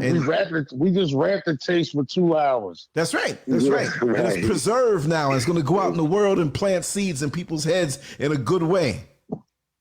Good content. Yeah, right, you know what I mean? That's what it's all about. Yeah. And we got more coming today. Trust me. Trust me. And tomorrow. I already know who it is. And plus, there are people coming who I don't know. I might bump into somebody in the street and get something right. Just whatever it is, I'm going to get the groceries and bring it home. We're going to cook it up on the show. All right? All right, y'all. It was an honor to speak with the elder. I definitely want to do this again. So please let me know. I'm here. We all got the same energy. We learn from each other, you know. Yes, sir. Don't never just say, don't never believe that you can't teach an old dog new tricks. That's a lie. As long as you got a brain, as long as you're on this planet, you can learn something new, you know.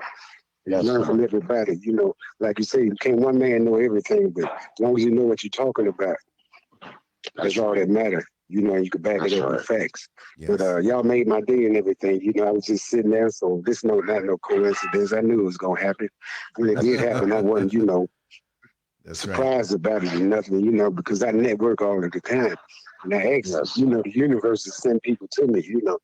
And that's how I get most of my information. People bring it to me, just like Lance, he just called me this morning. And I was just sitting there contemplating, you know, in that zone. You know, so like I said, there's no coincidence. I'm glad you called and that you're interested, you know. That's right. Thank you so much. Okay, brothers. Thank you. I appreciate both of y'all. Yeah. Thank you. All right. You too. All right. Peace out. Peace. All right. Okay. All right. Black gloves. Yeah.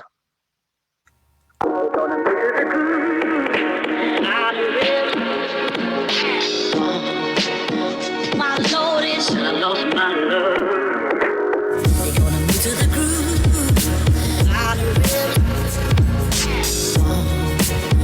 My Lord is I lost my love.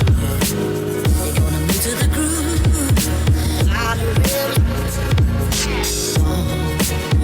My Lord is I lost my love.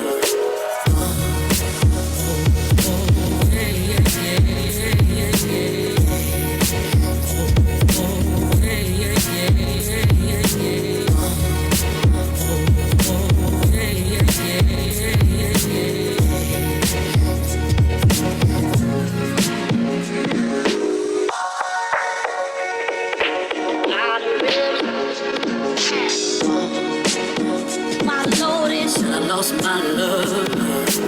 They gonna move to the groove.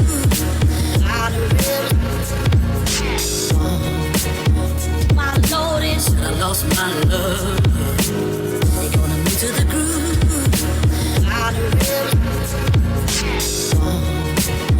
I noticed that I lost my love.